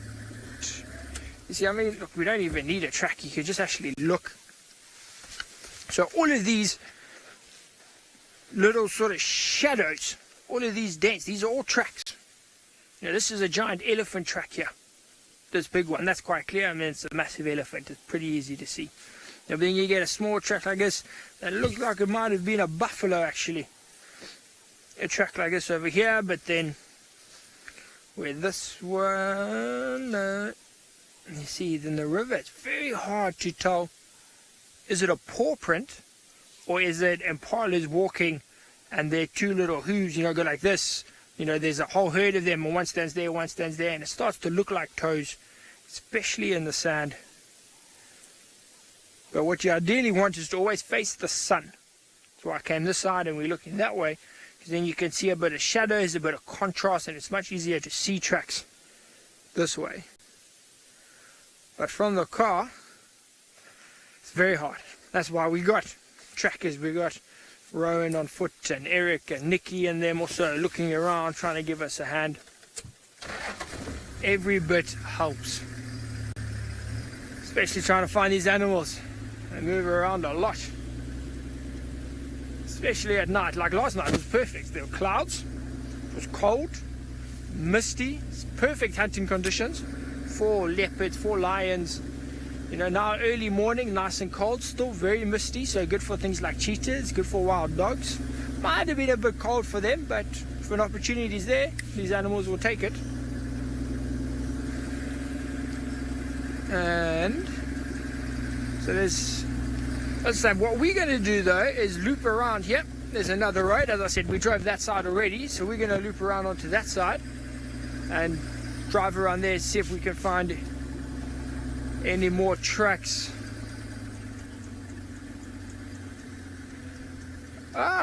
Okay, so while we're doing all of this, what we're going to do is send you across to Dylan, who had the best of it and just waited for the sun to come.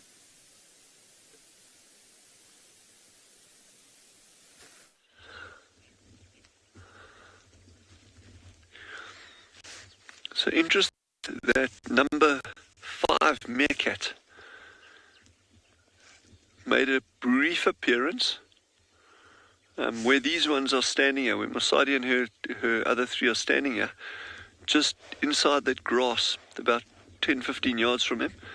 You can actually see why you can see him in the distance foraging in through that grass. The meerkat on the far left of the frame, straight through that in that grass, you'll just occasionally see a bit of a movement.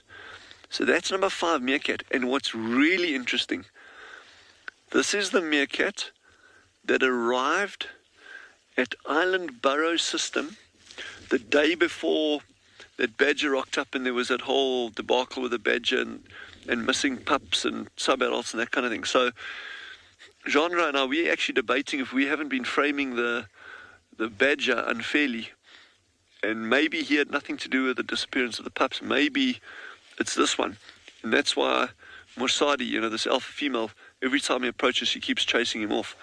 But again, yeah, that's pure speculation. We've got nothing to go on. I would imagine the badger is a far greater threat than this lone meerkat, but we don't know yet. He's obviously trying to join this group, and he'll slowly, every day, he'll slowly come a little bit closer, and like he's doing now, foraging close to them. He's got the advantage of them being able to give alarm calls if they see danger, and of course he'll also give alarm calls if he sees a predator, which benefits him as well. So slowly he's going to try like worm his way into this group by, you know, performing roles that these meerkats are already doing in terms of foraging and you know, watching out for any kind of threat in that. So it'll be very, very interesting to watch this space as it goes forward.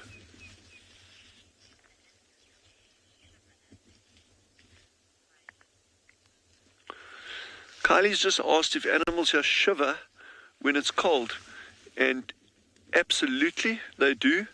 A lot of animals shiver, and shivering is actually a form of generating body heat at very, very cold temperatures. So when you shiver or an animal shivers, your body's actually responding to very low temperatures and trying to generate heat by itself. So yeah, animals out here definitely do shiver if it gets very, very cold. And yeah, they also, you know, their hair stands on end as well, and that tries to trap a layer. Well, it does. It actually traps a layer of heat, of body heat, close to the body surface. So there's a number of ways that animals can actually prevent heat loss, and as well with the meerkats, going underground is a very, very good way. Remember these burrows? You think, well, geez, they in deep shade underground. Surely they must be freezing cold. But remember the sand. Like as Genre and I are sitting here, our butts are cold because the sand has been sitting in the cold evening air the whole night, so the sand itself is cold. But if you have to burrow down within 50 centimeters, approximately within 50 centimeters of the surface, once you're that depth, then the temperature is very constant underneath the ground, underneath the sand. So it's actually really, really interesting in terms of animal behavior. So they can use these burrows as regulating body temperature, whether they're too hot and they need to cool down a little bit, or if they're starting to get too cold and then need to stay at a constant temperature. So these burrows are very important. But yeah, to answer your question shortly, animals can shiver. It is a way of generating heat, as well as you know, the hair standing on end, going underground, or seeking shade. That can also help regulate it. Also, the way they orientate their body. A lot of antelope, if they get cold, we see it at Tswalu frequently with, we got a really interesting species of zebra here called the mountain zebra. If we're very, very lucky, we might see one up on the hills. They will often stand early in the mornings or in cold winter afternoons. If the wind's blowing, they'll actually stand with their body side on to the sun to actually try get a little bit of extra temperature there. So yeah, it's really interesting how animals behave according to temperature. And because remember, temperature is related to energy. So if an animal's getting very cold, they can lose energy very, very quickly. And if they get too hot, they can overheat. And that's obviously got its implications as well. So that whole heat transfer, energy transfer thing is very, very interesting. And it's also a lot more complex than you think, at first glance. And there's a lot of studies that have been done on heat transfer in animals, and but a lot of the studies are done on captive animals. There's not that much that's been done in wild environments. So that's a really interesting field to study, and with a lot of work still to be done. So they're moving closer and closer to where that one is. I can't see him now, but he's somewhere in the bush there. But yeah, they're moving closer and closer to him. So I think in the meantime, let's head over to Trish. And apparently she's shivering as well, like a meerkat on a cold winter's morning.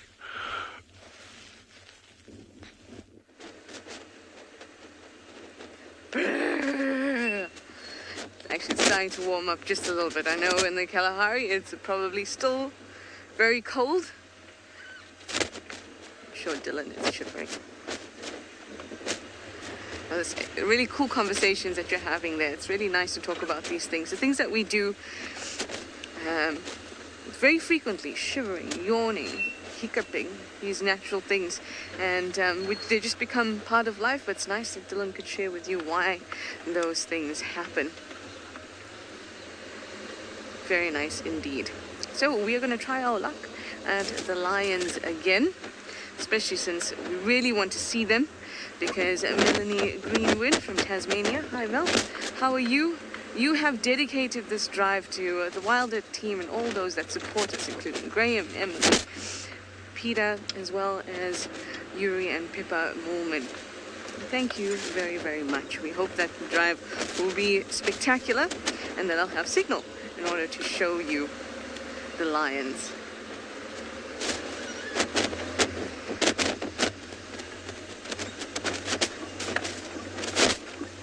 These leopard tracks are driving me crazy, and I'm not even working them, but I'm still seeing them all over the place.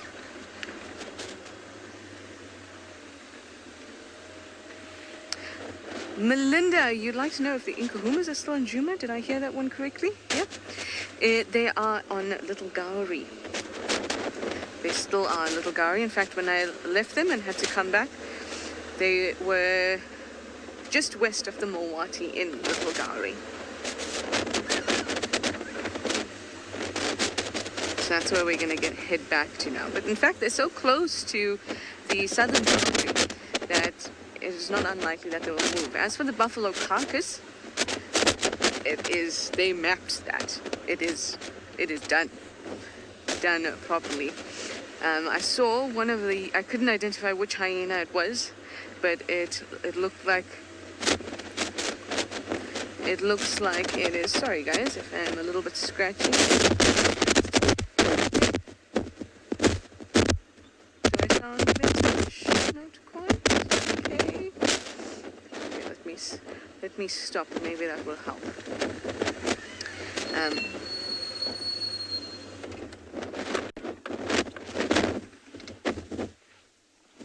Sometimes when I move it gets scratchy, so I was hoping that if I stopped it would be better.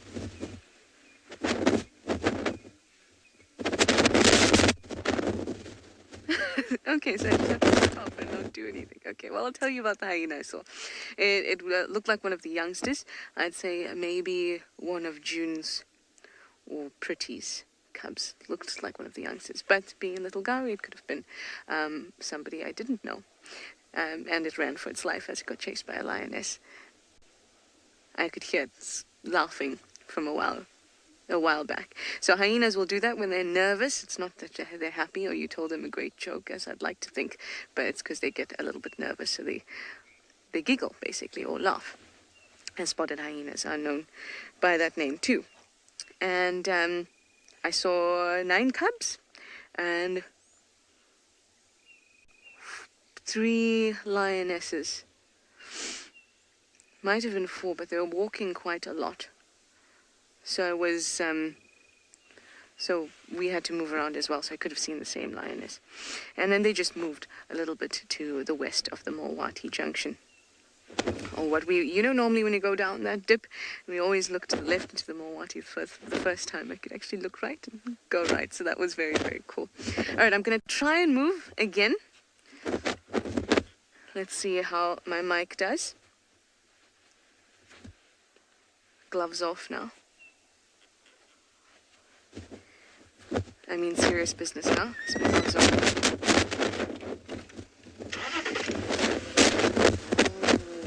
Dusty is very much reminds me of like an intense race car.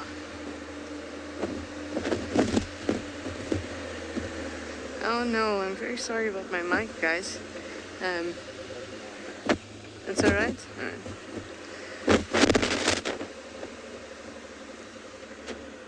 So Steve is still working the area for the leopards. But like I say, I keep getting distracted by seeing the tracks all over the place.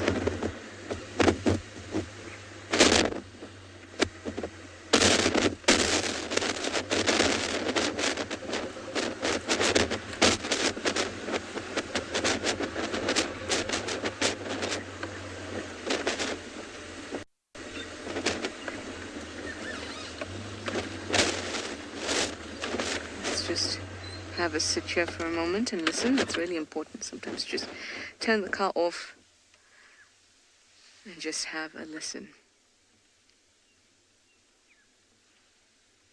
You can hear all kinds of things. It's not just about hearing how peaceful it is and how wonderful the birds sound, which is also very important, but stopping and listening can give you great clues about what's going on. Perhaps you hear an alarm call. Maybe if the mating leopards are around, then you'll hear the rasping. Maybe you'll hear a saw. Maybe you'll even manage to hear a roar or the breaking of branches in the bush. Maybe some elephants.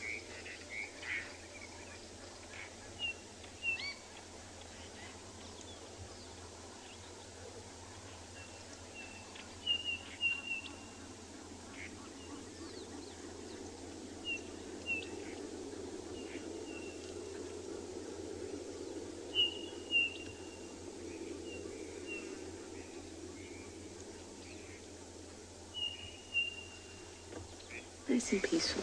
Very nice and peaceful.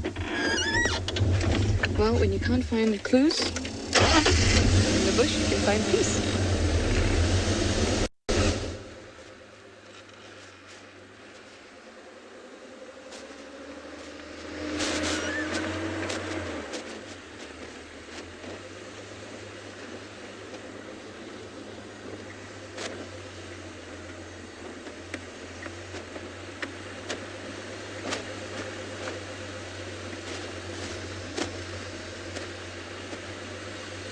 Things are getting quite dry. Last time I was here was about 3 weeks ago, and it was still looking pretty lush. So it is quite dry and beautiful still, very much so. It's a different kind of beauty. And I love seeing the leaves fall from trees. Stay for us, little wax balls.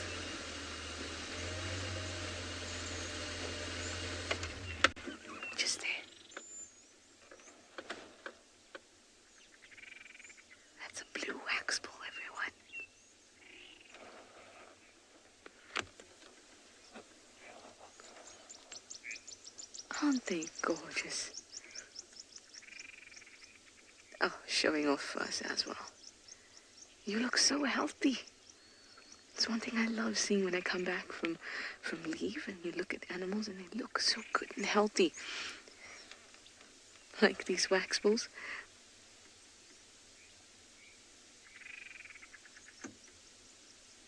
And the jackals we saw as well.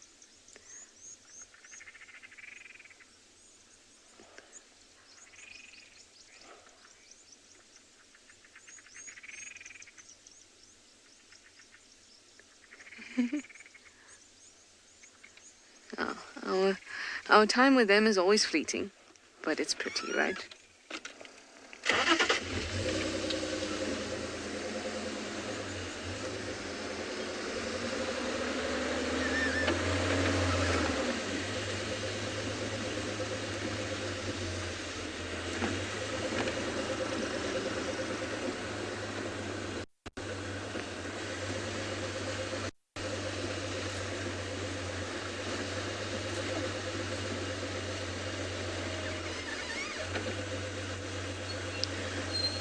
Well, here's our lovely Burchell starling, one of my favorite birds out here. I say one of mine because I cannot choose favorites. Very difficult.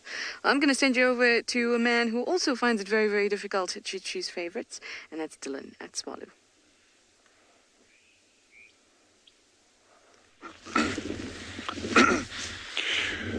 So we're just going handheld, yeah? So that number 5, Meerkat, has just came a bit closer. And then the whole group, can see them down there now, took off after him. So they started running after him, and now he's coming out on the left-hand side of the bush there, way down the bottom. So this is really interesting behavior. I'm hoping against hope that they actually accept him into the group and take him in. Because if they do that, it's just giving strength to this little meerkat colony. You must try to think of it like this. Like, okay, there's 4 of them. If one of them now gets taken out by a predator, an eagle swoops in, grabs him, suddenly you've lost 25%, like immediately, of your entire group. You know, so once you've gone down to these kind of numbers, every meerkat that goes missing, for whatever the reason, is a huge impact on the group. So if she can add one more meerkat to a group, suddenly it becomes a different ball game. So I'm really hoping that she kind of like looks past, I don't know what he did up at that other burrow, if he had anything to do with it, but if she can, like, there they go there. And they're following that one, eh? They're following him. So I don't know if they actually, it's almost like they're constantly chasing him. But this kind of dance, this up and down, backwards and forwards, can go on for days and days, and sometimes even weeks, before he's kind of like got to the point where they're like, all right, okay, we'll just come and join us and stop like messing around. But yeah, that's a long way away. There, they're running out the bottom there now. They're chasing him. Okay, they're so far away, and we're not particularly mobile, unfortunately. But what we're going to do, we're going to stick around the burrows over here, because the squirrels are still in bed, and over the past couple of days, they've been going out, coming back, going out, coming back, going out, coming back. So I wonder if they're going to do that today. So we'll just stick around a little bit and hopefully something like that happens. So while we're doing that, head over to Steve and see what he's got down there.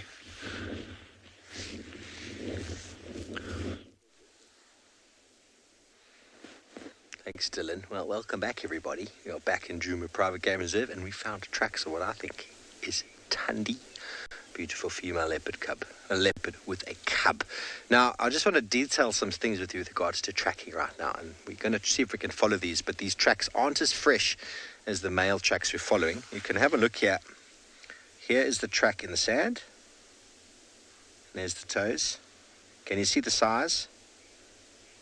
The size there, smaller than the knife. But what's interesting about this is that just in front of it here is the track of another animal that some people could confuse with a leopard cub, but this is a civet. There's the toes, 1, 2, 3, 4, and the back pad, and the civet's going that way. But what's interesting, and we know civets walk normally pretty much late at night. They can also work in the early morning, but this animal has done something quite revolting just over here. Okay, so Tundi's tracks walked straight up over here, and she's gone, everybody, and had a very nice typical cat poo. Now, one thing you need to have a look at quite closely here is this poo has been squashed and moved. Have a look how squashed it is over here. And over there, you can see it's a leopard poo by this pinch over here on the end of the scat. There's little bits of hair. See that little white hair over there? And normally this is in a sort of nugget form in one pile. But if you look over here, it's got marks over here.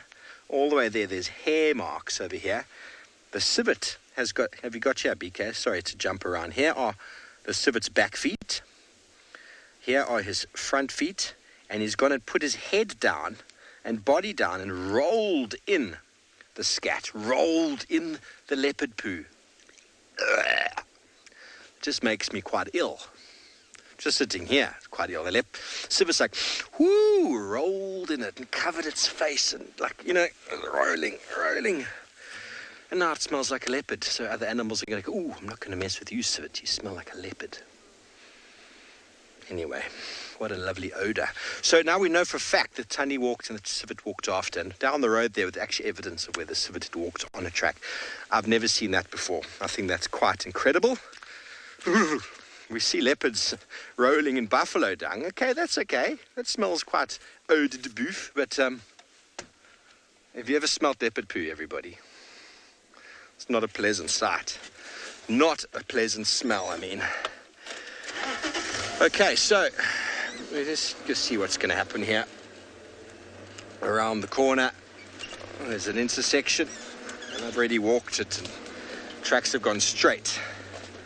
So, because it's in the sort of early evening, possibly middle evening, this is very likely Tundi going back to her cub. Tracks go straight here. We're just going to have to see if we can find. We'd love to be able to find her, of course. Knowing where she is and where she's stashing her cub is such an important sort of thing for us. Okay, still going there. And once again, civet tracks on top of her. Now, when Tristan found her the first time, she was in the drainage line over here with, in one of the old den sites that she's utilized. But now she's walking, she could have gone straight into the drainage line there, but she hasn't done. She's walking along this road, which kind of bends a little bit more. So she wouldn't have walked up the road and ignored the drainage to come back again. She would walk straight back to her cub. That's what they do. Leopards don't really jigger around. They go straight. They can often go away, far away and come back again, but the line is always pretty straight. Okay, there she goes, still.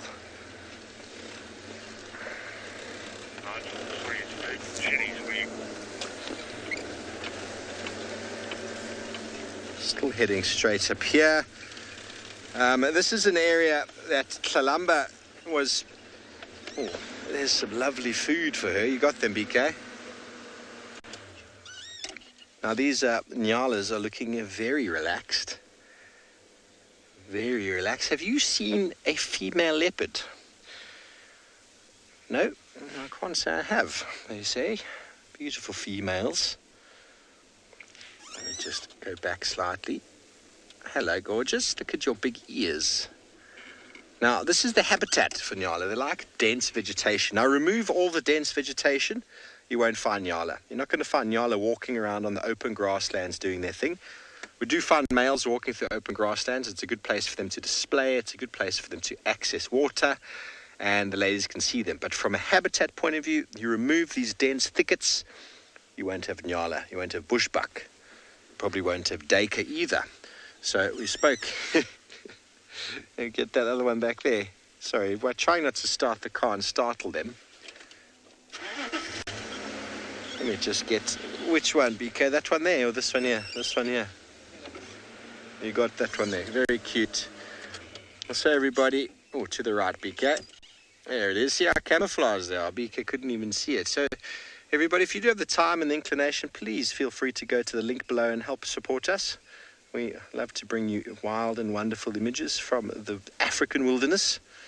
And your support is well and truly thanked. We're grateful for. These nyalas are enjoying the browse at the moment. That's a buffalo thorn, everybody, that it is clucking away with its lips. Now, Taylor McCurdy and I did a buffalo thorn off the year before last, I think it was, where we saw how many buffalo thorn leaves we could pluck off in a minute and eat. And I'm going to say that I won, because I did. But it's not about who won and who lost. We were both bleeding afterwards. It's not an easy thing. Buffalo thorn has got straight thorn. If you go in a bit, BK, you'll be able to show them there. It's got a thorn that goes straight and a thorn that goes back. All around there, just a bit to the left and down. One of those branches. There we go. Look on the left there. Can you see that hooked thorn and the straight thorn? Now, trying to rip a leaf off there is very difficult for us with our fingers, and I think I'm quite nimble with my fingers. But have a look at this nyala with its nose, its lips, and its tongue, and its eyes going right in there to a very precarious bush and feeding. The Afrikaans name for this, everybody, is called the blinkblad waggebikkie, shiny-leafed wait-a-minute bush. The leaves are shiny, and if you walk through one, you stop because you cannot pass. I'll find you one in a moment, and I'll show you the thorns because we're not seeing it as clearly there. But the nyala has got no issue at all feeding on it. Ziziphus mukranata. That's a wonderful tree. It's got so many medicinal values. Very, very palatable. Many animals eat it, not only the leaves. They eat the bark as well as the fruits. And the elephants enjoy their roots as well.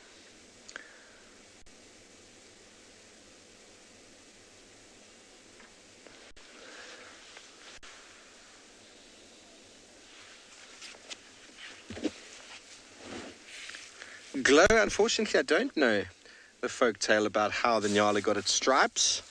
I do enjoy those stories. They are very interesting. But I haven't heard it, I'm afraid.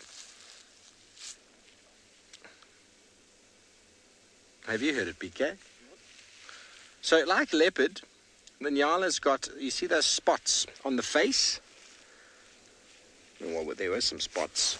And the stripes on the body, but what's also important for the disruptive camouflage that they have is you see that little line of hair on the back. Now, what that line of hair does is it breaks up the outline. Have a look at a wildebeest or a buffalo or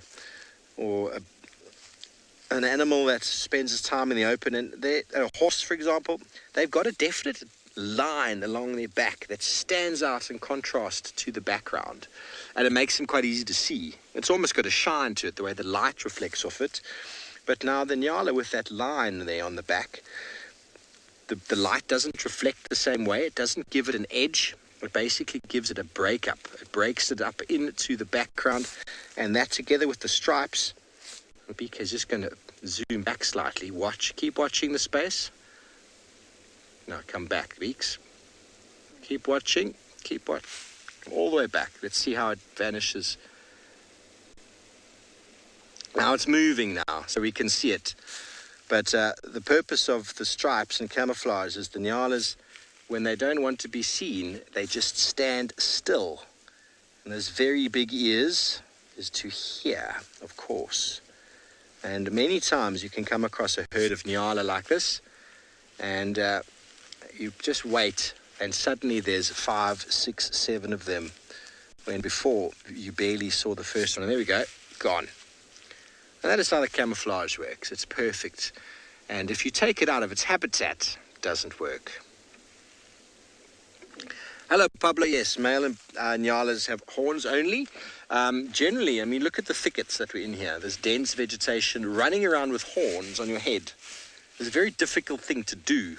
So it's a disadvantage, actually. The strategy the females have for defense is to stand very still. And they can run a short distance and stand still again. They're not the most athletic of antelope. And the males use their horns for fighting. The females don't use them for defense or defense of the youngsters. Defense of the youngsters is camouflage. But then you find animals that are out in the open where there's grasslands and no trees and nothing to sort of keep them keep them from moving forward or getting stuck. And then both male and female will have horns, because the female uses the horns for protecting her youngsters against predators. So that's the general rule. Have a look at the animal. Do the male and female have horns? Yes. They are an open landscape specialist. The females do not have horns. They are a thicket-loving specialist who rely on concealment and camouflage. Oh, there's two leopards here.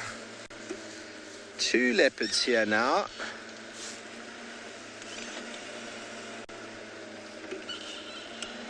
It is a smorgasbord of leopard tracks this morning.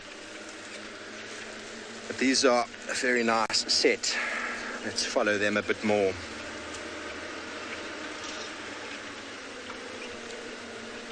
Okay, very good. Well, Trisha's signal is back up, and she's got something special to show you.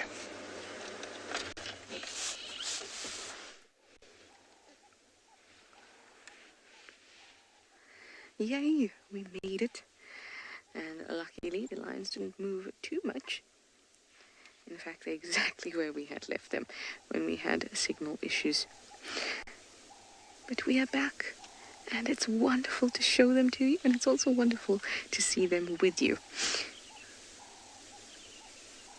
Hello, little one. There's one adult sitting with them here, and the rest of them are just over on the other side.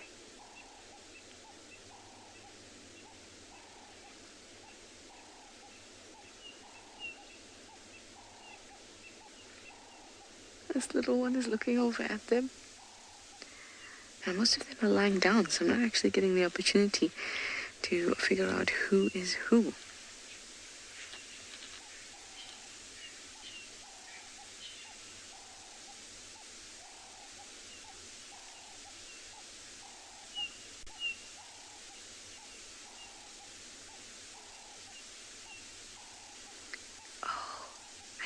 Playtime. I just saw another cub lift up its head on the other side.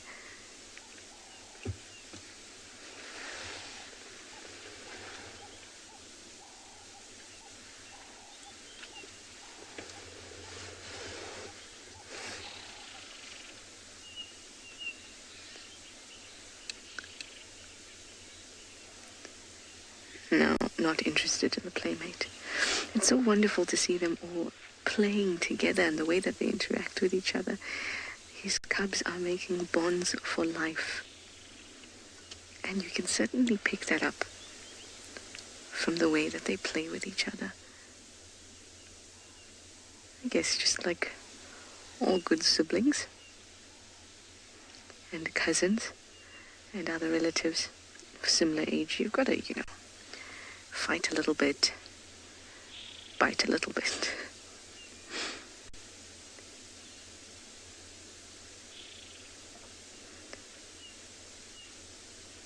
As you can see, the few that do have their heads up, like this little one, are fading very quickly. Very, very quickly.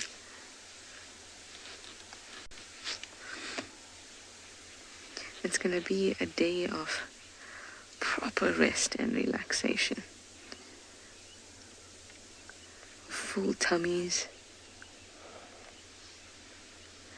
Sometimes when you get a really full tummy and you can't sleep just yet, but you're kind of dazed. I'm getting the impression from that one and from this other little one that's nearby. It's just like I can't sleep because my body is too busy digesting, but I'm a bit dazed. It's so nice to see them. It's so good for the bed, especially for these little cubs. Thing, years old, mortality rate is very, very high. In fact, only about 20% of cubs survive to over 2 years old. So I think that the Sinkahume Pride is doing excellently.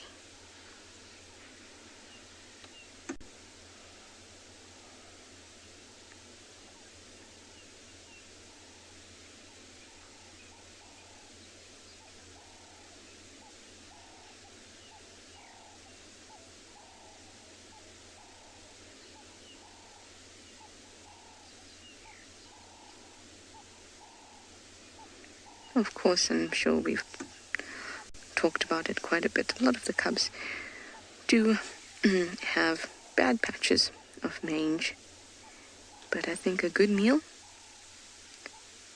will definitely go a long way to help that. And I still have lots and lots of faith in the survival of all of these cubs. The fact that we've gotten so far is pretty impressive.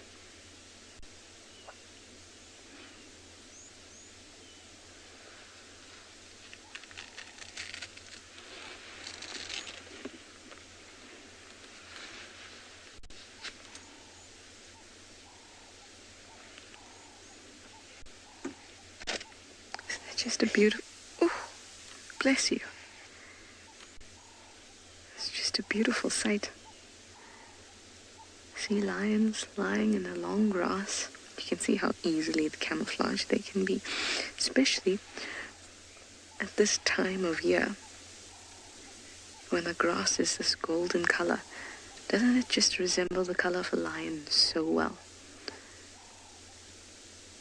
I think it does wonders for their ability to conceal themselves when they hunt.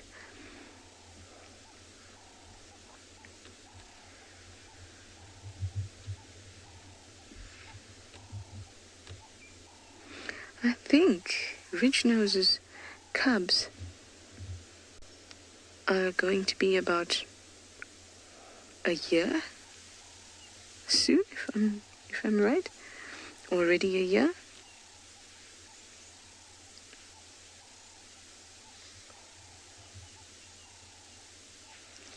Pablo, you'd like to know, how do lions get mange? Well, mange is essentially like what humans get. It's called scabies or similar, and it basically is a burrowing mite that gets into the skin and causes these itchy patches. It's also very contagious, just like with scabies in humans. So if one animal gets it, it's very likely to spread.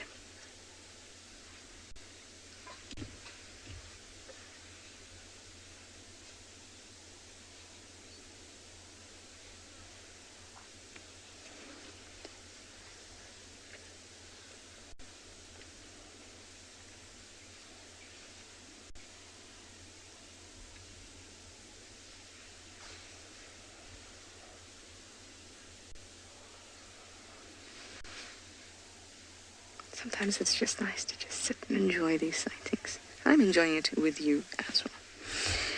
Anyway, I'm going to send you over to Tswalu now with a spider web. You know how I love spiders too.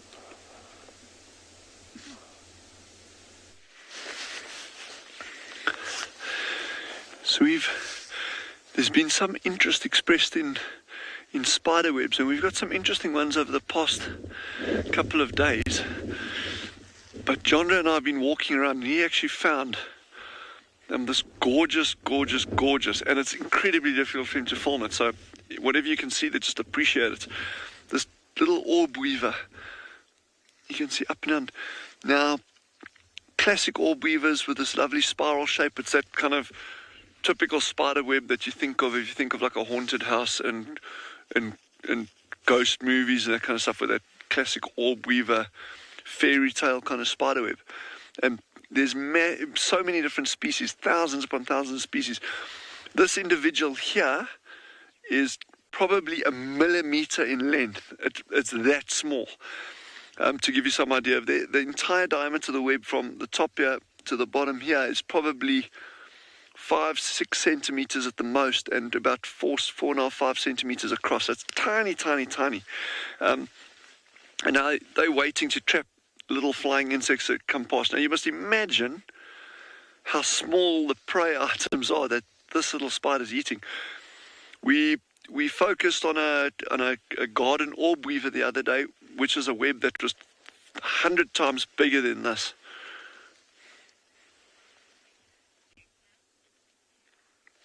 So Lusa and Mateo have just asked, what is the strongest spider web? Okay, I don't know the answer to that. generally, but what I can say is on Tswalu, I would say the strongest spider web we have is called a garden orb weaver.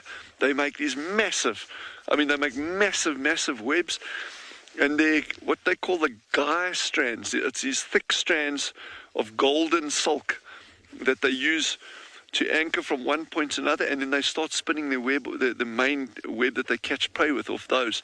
Now those guide strands become incredibly strong, and at the end of the rainy season, as those spiders start disappearing now, you get a lot of these old webs, and it's quite a fun thing to do with people. If you take an old web where the spider's gone, it's not using it anymore, and you take those guy strands, those thick golden ones, and they're not sticky. They're not, nothing will stick to those. You actually take that strand, you fold it up a couple of times, and then you actually try to get someone to break it. It's almost impossible to break it. Once it's down to a couple of centimeters, to break that is almost impossible. So some spider webs are incredibly strong. So this little web over here, I'm going to do it as an example. I'm not going to touch it with my finger. I'm just going to touch it lightly with this. You'll see this side one here. You see, nothing sticks to it. You see that? Nothing sticks. And then I'm not going to touch his main web because it's so fine and delicate. I'm worried I'd damage it, and I don't want to do that. But if I had to touch that main web over there with my finger or with this little stick, it would actually stick to it. And the reason for that is not because the web itself is actually sticky. They don't make sticky webs like something like chewing gum would be sticky. These aren't like it. It's just the way that the spider weaves that particular kind of silk that makes that silk very, very fluffy. It's almost like, imagine wool that someone would knit a jersey with. And if your hands are very rough like mine are, like dinosaur skin, your hands kind of like stick to that, or cotton wool. That's what this part of the web is made from. But then these other strands here, these long ones, are actually very, very smooth silk, and that prevents things getting stuck on there. So spiders can spin lots of different kinds of silk, tons of different kinds. You get really fun spiders. Unfortunately, we don't have them at Tswalu, called a bolus spider. They actually don't even make a web, but they'll sit on a branch and they make a little short piece of silk like that. But on the end of that, they've got this ball of very, very fluffy silk that sits on, and they actually spin that around with one of their front legs as a bolus. So that a bolus means a ball, and they spin that around, and that can actually ensnare little flying insects that come past it. If it hits one of them, they get stuck on it, and then the spider reels them in and grab it. You even get ones in South Africa called spitting spiders. They actually don't make webs at all, and they just walk around and they actually spit on their prey to catch it. And then you've got the buck spur spiders, like ones that we've seen in Tswalu. If I see an example somewhere, I'll show you. They make this beautiful tunnel, and then the silk is actually like a bilobe thing on the top. Jean and I are actually talking about it. It's actually got 4 little lobes, but outward appearance it just looks like 2. Looks like an antelope spur, and very well covered with sand. So you barely even see that, except for this little shape in the ground. An insect walks past, and then the little female grabs out. She hangs upside down underneath it and just pulls them in like that. So spiderweb silk has got so many different ways of being made and so many different purposes. Even the spiders that burrow, like baboon spiders and that, they'll often just line that chamber that they make underground with silk so it doesn't collapse. So there's a structural design on spiderwebs. So spiderwebs, when you think of them traditionally, they're used for catching insects. That's just one kind of silk that spiders make. But spiderwebs are so cool and so important. So, I mean, spiders, not the spiderweb, just everything about spiders. And they're just amazing animals. But I think let's head over to our colleagues in the Lowveld. I think they got some really interesting stuff going on down there as well.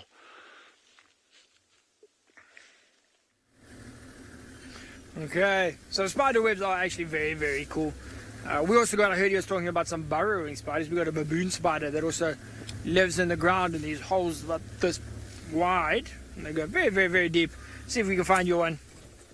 But I just want to give you an update, sort of what we've been doing and what we're going to do. So if we look here at our map, I think if I hold it that far, OD, you good? Okay, so yesterday, so that red dot there, is the tented camp. So yesterday the lioness was in the river, I'd say roughly about there. And we are now in the river about here. And we still got tracks of her. So she walked all the way along the river, around, down, and tracks are still going off to our left. So what we're going to do, we're going to stop here. Because she's going to keep going. We're going to let some other people come and track in this area. They're going to follow her. What we're going to do is head back sort of out here. There's lots of roads on the map. And head towards the Waterhole. Have a look there. It's warming up very nicely now. So I want to see if maybe there's some elephants, some hippos, maybe some giraffe coming down to drink at the Waterhole. So that's our plan. And I was talking to OD now about how far this lioness is making her cubs walk. So I mean, you saw them, their legs are about this long. To walk in the sand is very, very difficult. You know, you walk on the beach, it's hard. Now these little cubs, she's walked them probably about 2.5-3 kilometers to this point, and then the tracks still keep going. So last night she's probably walked them 5 kilometers in the river. Very hard, especially for these little cubs. Obviously you can only carry one at a time. I'm hoping she changes that one, but Odie and I were saying that we'd be very impressed if these cubs survive.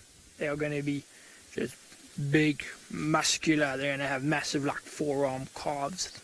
This will be huge animals, which I suppose is a good thing. It is a good thing for them. Means they, got a much better chance of survival. The bigger you are when you're a lion, the better. So it would be very, very good for us. They did. What is that? No, that is just the sun. Don't worry. Wait. So it's been a bit of a quiet morning. But there's a lot of potential, we got tracks here, we got tracks there, the other team, they're following tracks. So the potential's all there. We just need to narrow it down. What I was hoping for was snakes. Because it's been so cold these last couple of days. This morning, very, very cold. Where now, you can see the sun has heated up a lot. So this is when you'll see snakes.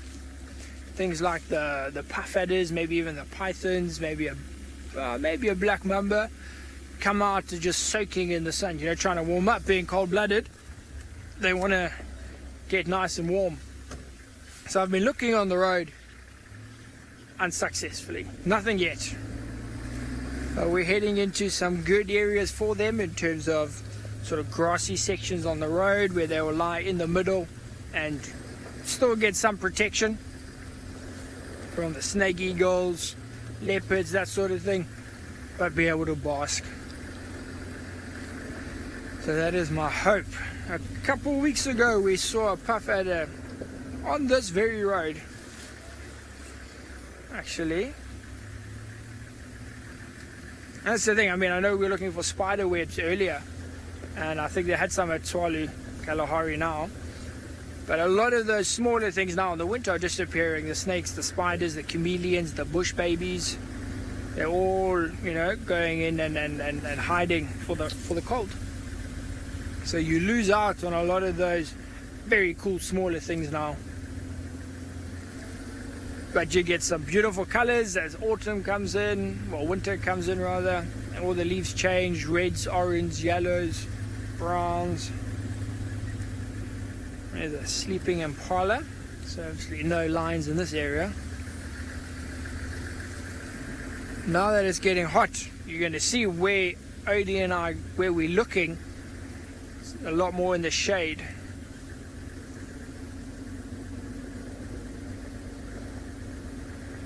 Tammy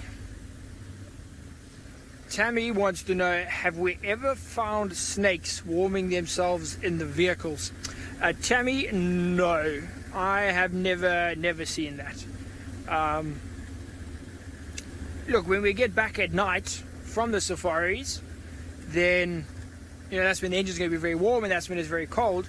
But the snakes have already gone into their burrows, their coves, their rocks, their shelters by that stage. They would start disappearing, I'd say, just at sunset. What we have found, though, is warthogs. You'll go park your car in the garage, which is sandy, and then the warthogs will go and dig under the car and sleep underneath the car. it's safer and it's just warm because of the engine. So I've seen warthogs do it, but never snakes, Tammy. Not at Ngala, at least. I've seen videos of snakes inside the engine of a vehicle before on YouTube, but never myself. Never myself.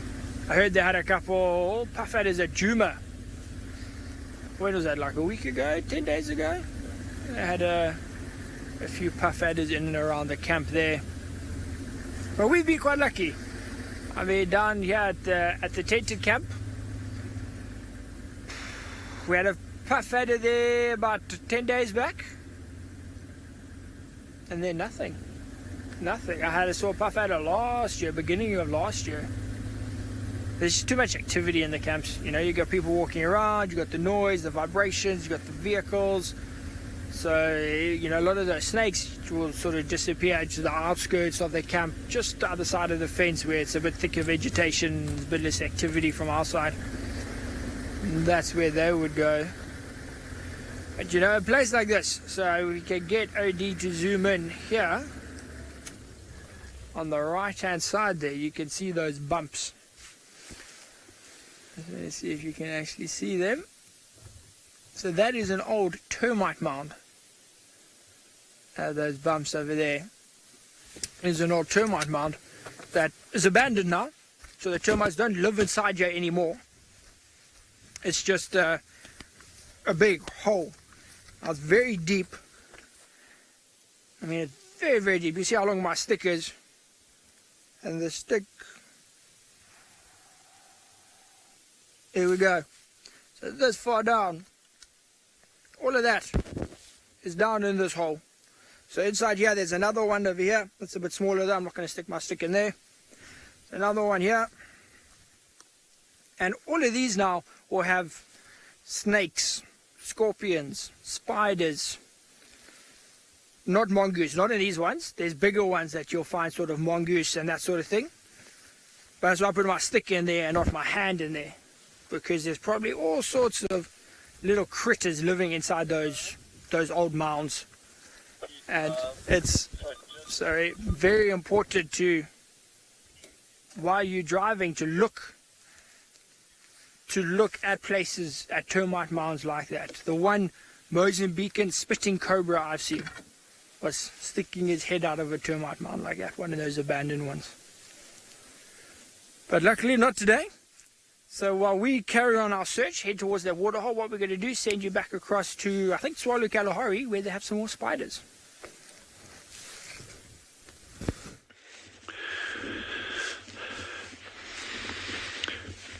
So we're also searching. The one that we're looking for, you know, and they're super, super, super common on these big open sand areas, are what we call buckspoor spiders. We've seen a number of them over the past week. So we should, I mean, like, they are actually an abundant species, not even a common species here. So there was an old web just a little bit further down that we saw. Oh, here was one, yeah. There was an old web further down that's actually broken. So there's another nice example here. In fact, a particularly good example. So they make this kind of bilobed web. There's actually 4 little parts to it, but what you see on the surface looks like that. And the reason it's called a buckspoor is classic. If you make that kind of imprint, it vaguely looks like an antelope or a buck. But yeah. So what we do over here, so underneath here there's a little tunnel. Okay. And then she spins this web on top. So she makes a tunnel, spins this web on top. It gets totally covered with sand, which is its camouflage. And then you've got this lip around the edges. So she hides underneath there, waiting for any little creature to come along. And sometimes this works, sometimes it doesn't. You may have seen this before, but let's just see if it actually works again. And sometimes she actually comes running out, but depending, who knows, she might. Oh, there you go, look at that. So she's now come out to investigate what's going on there. Look at that. So this is called a buckspoor spider. Very, very pretty little things. No, she's not. No. She says, no, that's not the real thing. So, but you see how effective that is. Super well camouflaged. And that's not so insects can't see it, because insects won't see it. Ooh. So Adrian has asked, how do spiders get from one bush to another? And Adrian, never mind from one bush to another. Spiders can move off mainland, off continents to islands even, crossing hundreds of kilometers of ocean sometimes. They can cross continents. So going from one bush to the other is actually the easy part for it. Obviously they can walk. They can climb down and walk. But the other classic technique that spiders use for dispersing is what's known as ballooning. So when these little spiders hatch, they'll climb up to a high point on a bush or a tree or a piece of grass or even just on bare sand, and then they let out a long piece of silk. And that silk goes and goes and goes and goes and goes, and eventually the wind picks it up and just starts moving that spider away. And using that, spiders, they can travel literally hundreds of kilometers, but more often it's going from bush to bush to bush. They obviously cannot control where they go, so some spiders might end up in the ideal place, but other spiders might end up landing in a dam or a river or the sea, where they'll just die. But it's a wonderful way of dispersal. And at certain times of the year, kind of when we're still in summer at Tswalu, you won't see it so often now. If the light is just right, and you're looking at a particular angle at the light, you actually just see thousands upon thousands upon thousands of these strands of silk. And many of those are young spiders that are actually starting to balloon and disperse like that. So they're really sort of at the mercy of the direction of the wind. But it's a beautiful thing to see, and it's a very clever way of actually dispersing. But like I say, you get others that'll just, okay, I'm going to amble off and, I'll start spinning a web over here. There's not a lot of need to travel far. But they're just amazing little animals. So let's leave this little lady and I hope she has some good hunting today. And I hope she doesn't get hunted herself, because there's things that'll dig her up and eat her as well. So people want to know if I have a favorite spider. Can I include all spiders in that as being my favorite? Because pretty much they are like all my favorites. I have so many favorites. Everything's my favorite. Yeah, I might have some least favorite ones, but everything out in nature is my favorite. Yeah, there's nothing, I don't have a favorite. Everything is my favorite. I just love it all. So, and, there's just so much to learn. And it's just observation. You're sitting quietly, just watching, watching stuff. I'm just looking at this little patch of ground over here. Talk about dispersal. Have a look at this little grass seed. There's a tiny little grass seed. It's also using the wind. This little minuscule thing, and it's got traps over here. Then in this hollow over here, just past this little bush, there's another grass seed stuck. It's actually already embedded itself inside there. There you go. That tiny little grass seed there. Also being dispersed by the wind. There's another one trapped in there as well. There's a grass seed hiding under that leaf over there. So it just shows you how important wind is for dispersing things. So we're talking about the spiders being dispersed by wind, but all these other things rely on it as well. And here's another seed over here. This seed is from a tree known as a camel thorn. And this has probably passed through the gut of an animal. And now it passes through the gut, lays on here. If it was really lucky, here we go. This is cool. Okay, so there's that seed. Here's an animal dropping over here. Okay, an old one. It's very, very dry. There's a dried piece of a seed lying next to it. Okay, but inside this animal dropping, there you can actually see a seed that's actually been eaten at some point. This is a very, very old, this is probably from kudu, a big antelope with the spiral horns that we get here, but this is very old, it's very dry. Termites have been eating the outside. But if you break it open, there you go, there's the acacia seed. Look at that. So it just shows, we're talking about, how diverse nature is, and you can go from, and this area that we're looking at here is like probably 50 centimeters by 50 centimeters, and just seeing what's going on in here. In terms of species, there's at least, let's say the spider, there's, in terms of plants, 1, 2, 3, 4, 5 different species of plants growing here. That's excluding all the little seeds, including seeds from trees. So, there's always a huge amount of life. So when you look at a piece of ground initially, don't just say, well, there's nothing there. There's a lot there. And I would be very willing to bet, if you had to sit here with a magnifying glass, my magnifying glass is actually missing in action at the moment, so I must try to locate another one at some point. But if you had to sit here with a magnifying glass and start looking very, very carefully at this immediate area, it would actually blow your mind what occurs in these areas, in a bare area like this.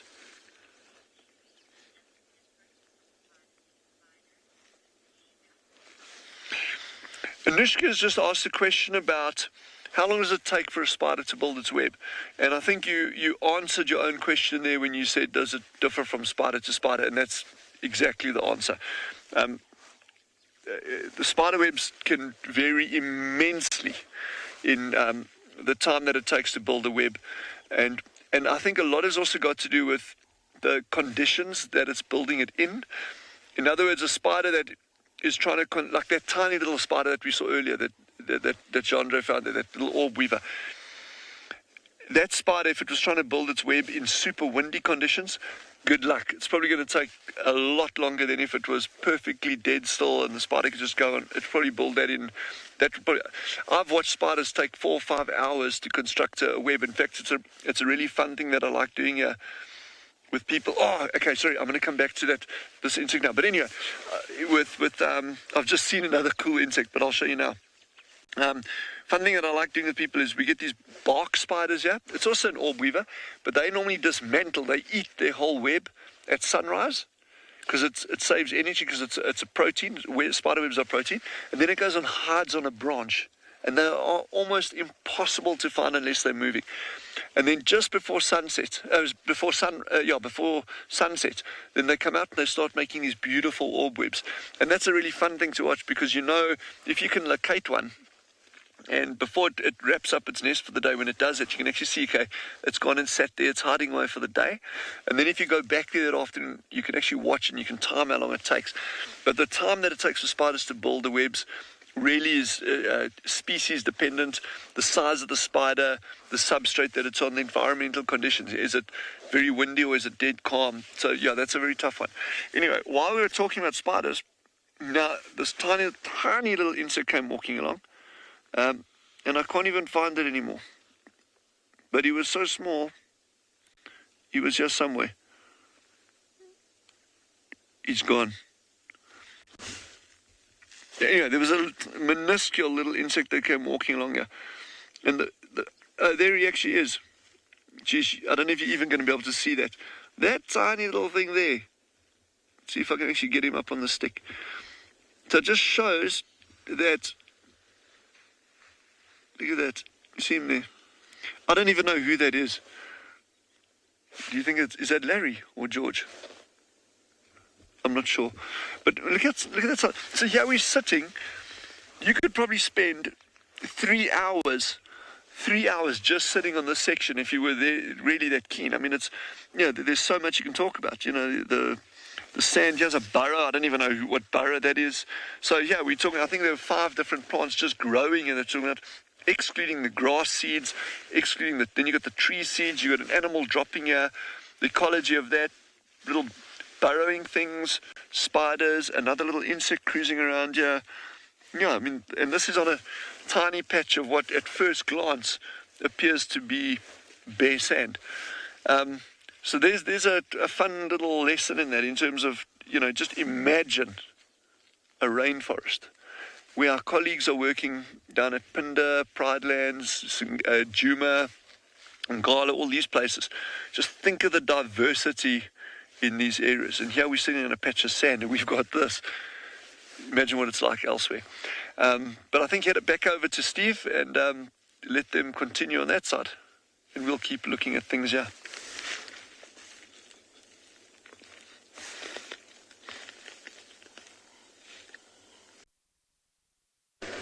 How much life there is in a small patch like that. Now, I spent some time in Tasmania years ago, and I did exactly that. I sat on the floor, 2,000-year-old forests, little patch like this. I did this, just that with the undergrowth. And I couldn't count the spiders, let alone all the other little things. It was unbelievable. You walk on the forest floor there, it's like a big sponge of organic material. Unbelievable. Tasmania is what threw me back into conservation. Everybody, I promised to show you a branch. Here is the blinkblad vakabiki. You can, if you have a look over here, these thorns here, beaks, is easy to see. Can you see the straight thorn and the hooked thorn? Now, there's an enormous amount of sort of cultural. There's a number of traditional beliefs and understandings behind this tree. And if you have a moment or two, I'd like to share them. First of all, I'm going to take one of these lovely shiny leaves and show it to you. Can you see the leaf there, how shiny it is?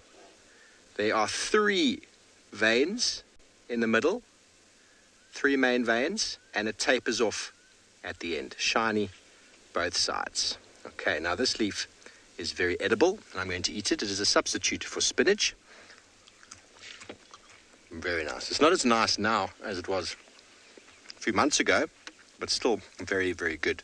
Now, cultural beliefs. The Shangaan people, the local tribes here, believe that these thorns have got the hooked thorn because you're always looking backwards to your ancestors, and the forward thorn, you're always looking to the future, which is very, very interesting. And Zulus as well use this as a cultural sort of symbol. When a family member dies somewhere, they go and take a branch like this. Say, for example, a Zulu family is down in KwaZulu-Natal and a family member dies in Johannesburg.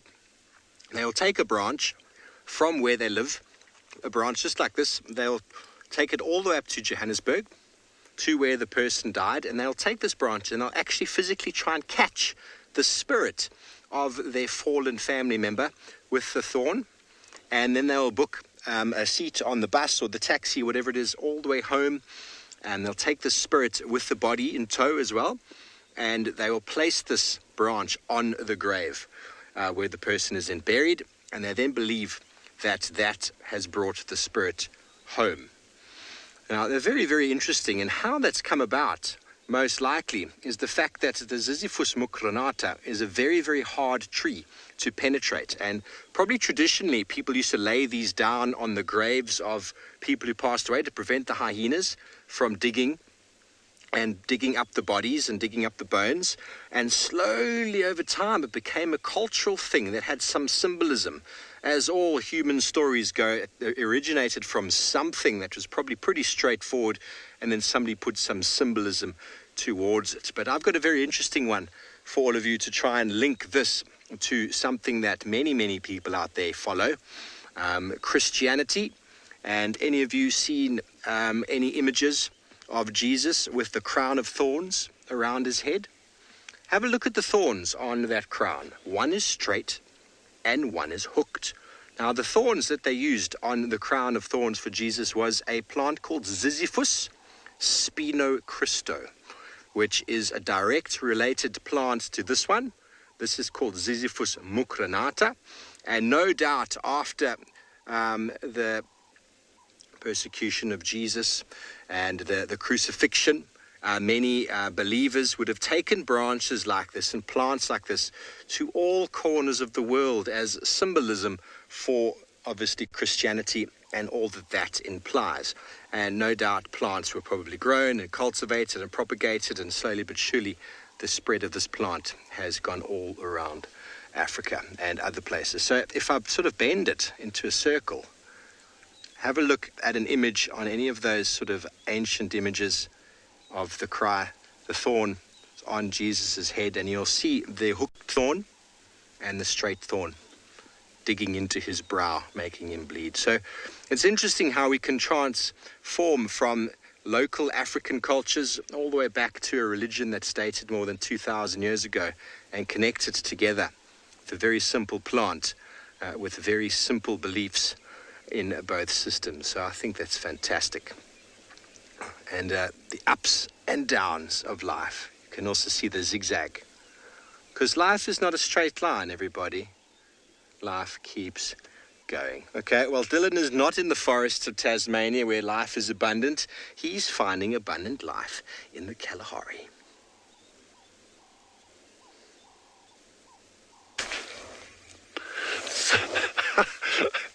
So here's another example of a spider web. Unfortunately, these ones are kind of like past their prime. But these are called funnel web spiders or sheet web spiders. You know, there's different kinds here. But they also make a little tunnel underground over there, and then you get this beautiful sheet web on top. So if anything comes ambling over it, dunk, the spider grabs it. Again, it's a slightly different strategy to the buckspur spider, but a lot of similarities there. There's actually a cast of some kind of worm or caterpillar that walked past and that was snaffled, that was gobbled up by the spider. The spider's coming out. The spider's coming out. Genre, can you see it closer towards me here? If you move around to your right, slowly, slowly. Okay, the spider is just over there. You got it? Look there.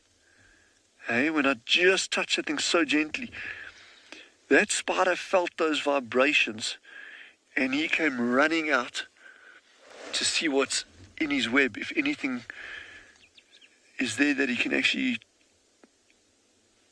no, he just zooted back. No, he's way too wily for me. So there's a really nice... And these spiders are super common out here as well.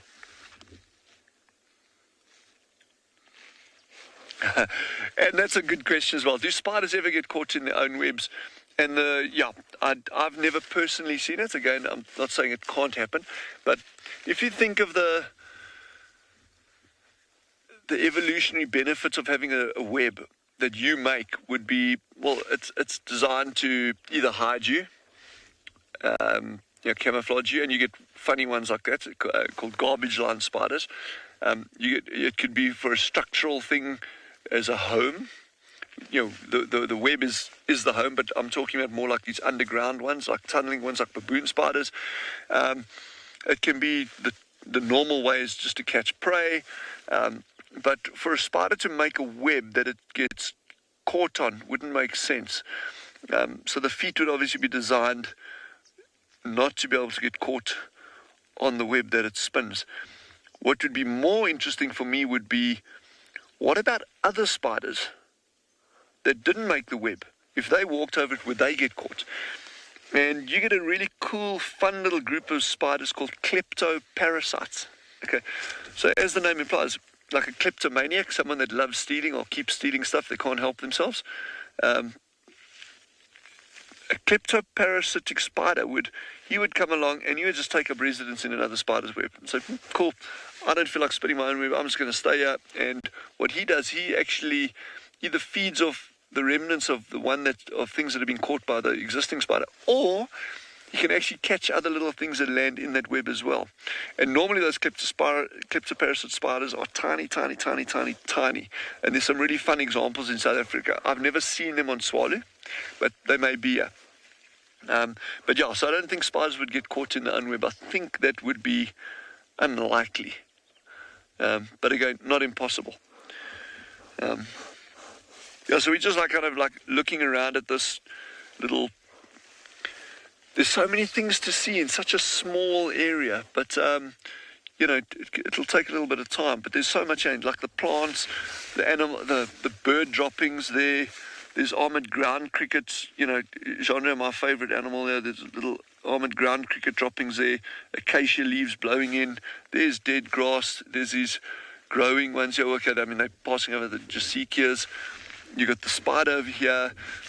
This is actually a kind of sedge. This little one over here, it's actually not a grass, it's a sedge. So that means this area probably gets a little bit waterlogged, not badly, but waterlogged enough that these little sedges can actually grow here in the rainy season. And then all these other little animal tracks and that as well. There's another funny little thing dangling on a spider web there. I don't even know what that is. There's a lot going on here. But in the meantime, while we ponder what goes on in a 30 centimeter square area, head back down to Sean and see what cool things he's got on that side.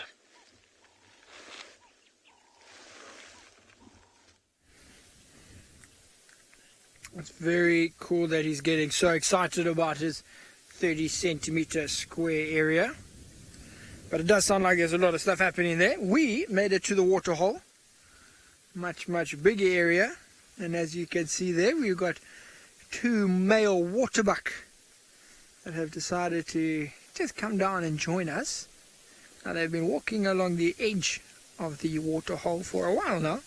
They haven't actually stopped to drink. Oh, that one might. Is it? Here we go. Look now, it's actually drinking. Oh, almost. So you can see there's a bit of an age difference. You can see the one closest to us, the one that's attempting to drink.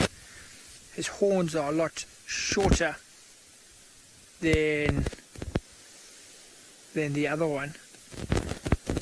So I'd say obviously the one at the back, the furthest one away, is a bit older. Very beautiful animals, waterbuck. Sorry, I'm just trying to take off my jacket here. It's very hot. Yeah, very beautiful animals. They got very nice horns. You know, between them and the kudu, I think are the 2 best ones that we get here. I mean, look at that there. When it's looking at us, you can see the horns sticking up like that. Underappreciated animals, the waterbuck. You don't see them all that often. Is it? Oh, Eddie says it looks like it is going to the toilet. Right there, a little urination while you drink. Hey, why not? Why not? But you know, as their name suggests, waterbuck, they do spend a lot of time around water. They are water dependent. They need to be pretty close to it within, I'd say, about 5, maybe 7 kilometers of water, you'll find them. And they are joined at the Waterhole by some wildebeest, some impalas. On the far side there's even, 2, 3 hippos. In the middle there you can see there we go, you can see the hippos in the foreground and the wildebeest right down there at the back. But this Waterhole will get busy today. I think it's going to get very busy today. With the heat, the sun coming up still, starting to warm up a great deal. You'll find the elephants starting to come down in the middle of the day. Things like the zebras, the giraffe will make their way down. It's a very peaceful place. I'm going to keep quiet for like 20 seconds. Just listen how peaceful it is.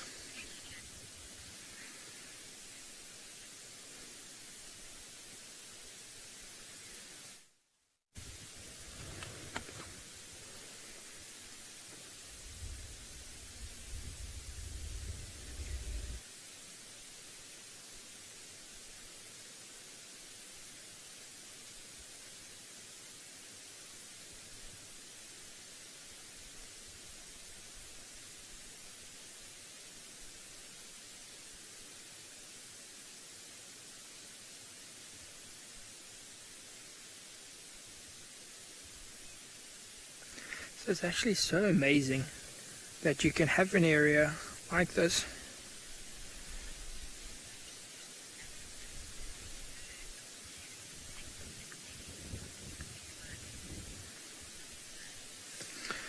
So we got a very interesting question from Wolfka. Now they're wanting to know, are waterbuck from Africa? Because he says if you look at their fur, they've got a very thick coat. Looks like they might be more suited to colder climates than the hot South African heat. Wolfka, as far as I know, they are indeed from South Africa, well, from Africa. Their longer coats that you're seeing like that is part of their defense mechanisms. So waterbuck, when they get chased, let's say a pack of wild dogs came or a pride of lions came right down the grass behind them, those two water bucks would run into the waterhole. They would go into the water.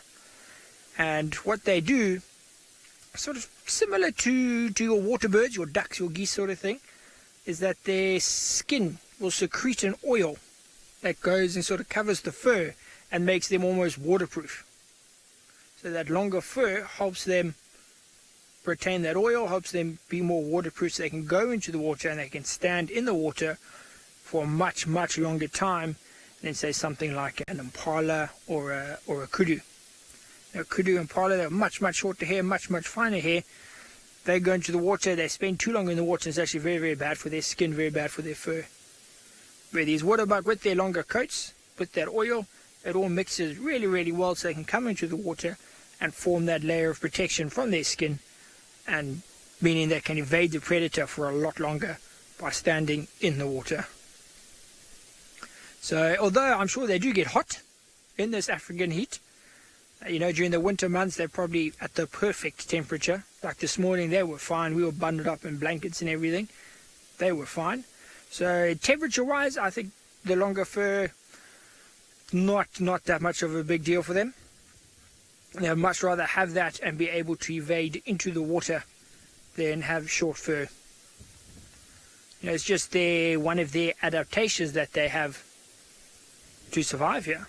Every animal's got a different quirk to him that will help him sort of adapt, survive, manage in an area like this. And their one just happens to come along with long fur, long hair, long coats, which is perfectly fine. And that's what makes them so different. I was saying that they're a little bit underappreciated, and their uniqueness out here compared to the other antelopes is one of those things that make them so awesome to see.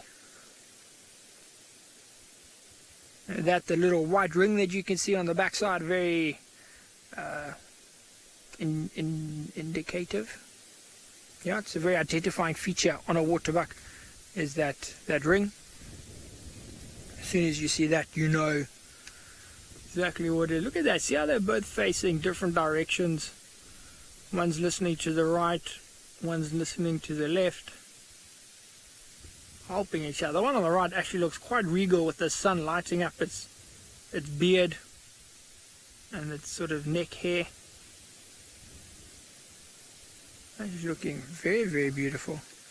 I saw one of my first little families of waterbuck about a month ago. It was a mother with one little baby, and it was the cutest little thing.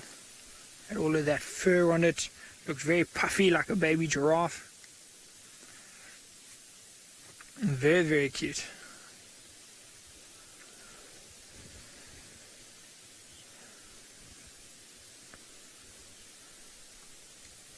Okay, so there's another wildebeest coming down on the far side. Thought it might have been a baby elephant, but it's a wildebeest. What I want to see, OD, is just here, very close to us, on this side of the waterhole. You can see all of these little. There, can you see that little terrapin right there, OD? Sort of very close to us, right here. No, a bit left, more left. There. So if you look here.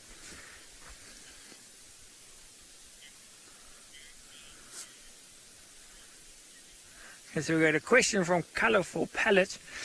Colourful Palette, this dam, the wall that we are currently sitting on is man-made, but the water is all naturally filled. So there you go, you can see the wall off in front of us. So this wall is man-made many years ago, but it's naturally filled. We do not pump this waterhole in any way, we do not add any water to it. This all happened in our rainy season from about end of November last year all the way through to, it's quite a long one, about March I think our last rains were. So it's all naturally filled. But you saw there, just before I answered that question, OD had zoomed in on a terrapin, one of the smaller sort of amphibians that live around here. Beautiful animals, you hardly ever see all of them, just their heads in the water. But he went under. See, hippo is starting to go under. That wildebeest is drinking. But it looks like everyone is starting to disappear for the morning. And I think we are going to be doing the same thing. It's been wonderful to have you all along with us. And I hope you enjoyed learning about the spiders and the termite mounds and the lions. But we will be seeing you all again this afternoon. Hopefully we manage to track down some things here and beyond Ngala. And I'm sure the other lodges are very excited to have you. But have a wonderful day, everybody, and a good night. And we'll see you all a little bit later.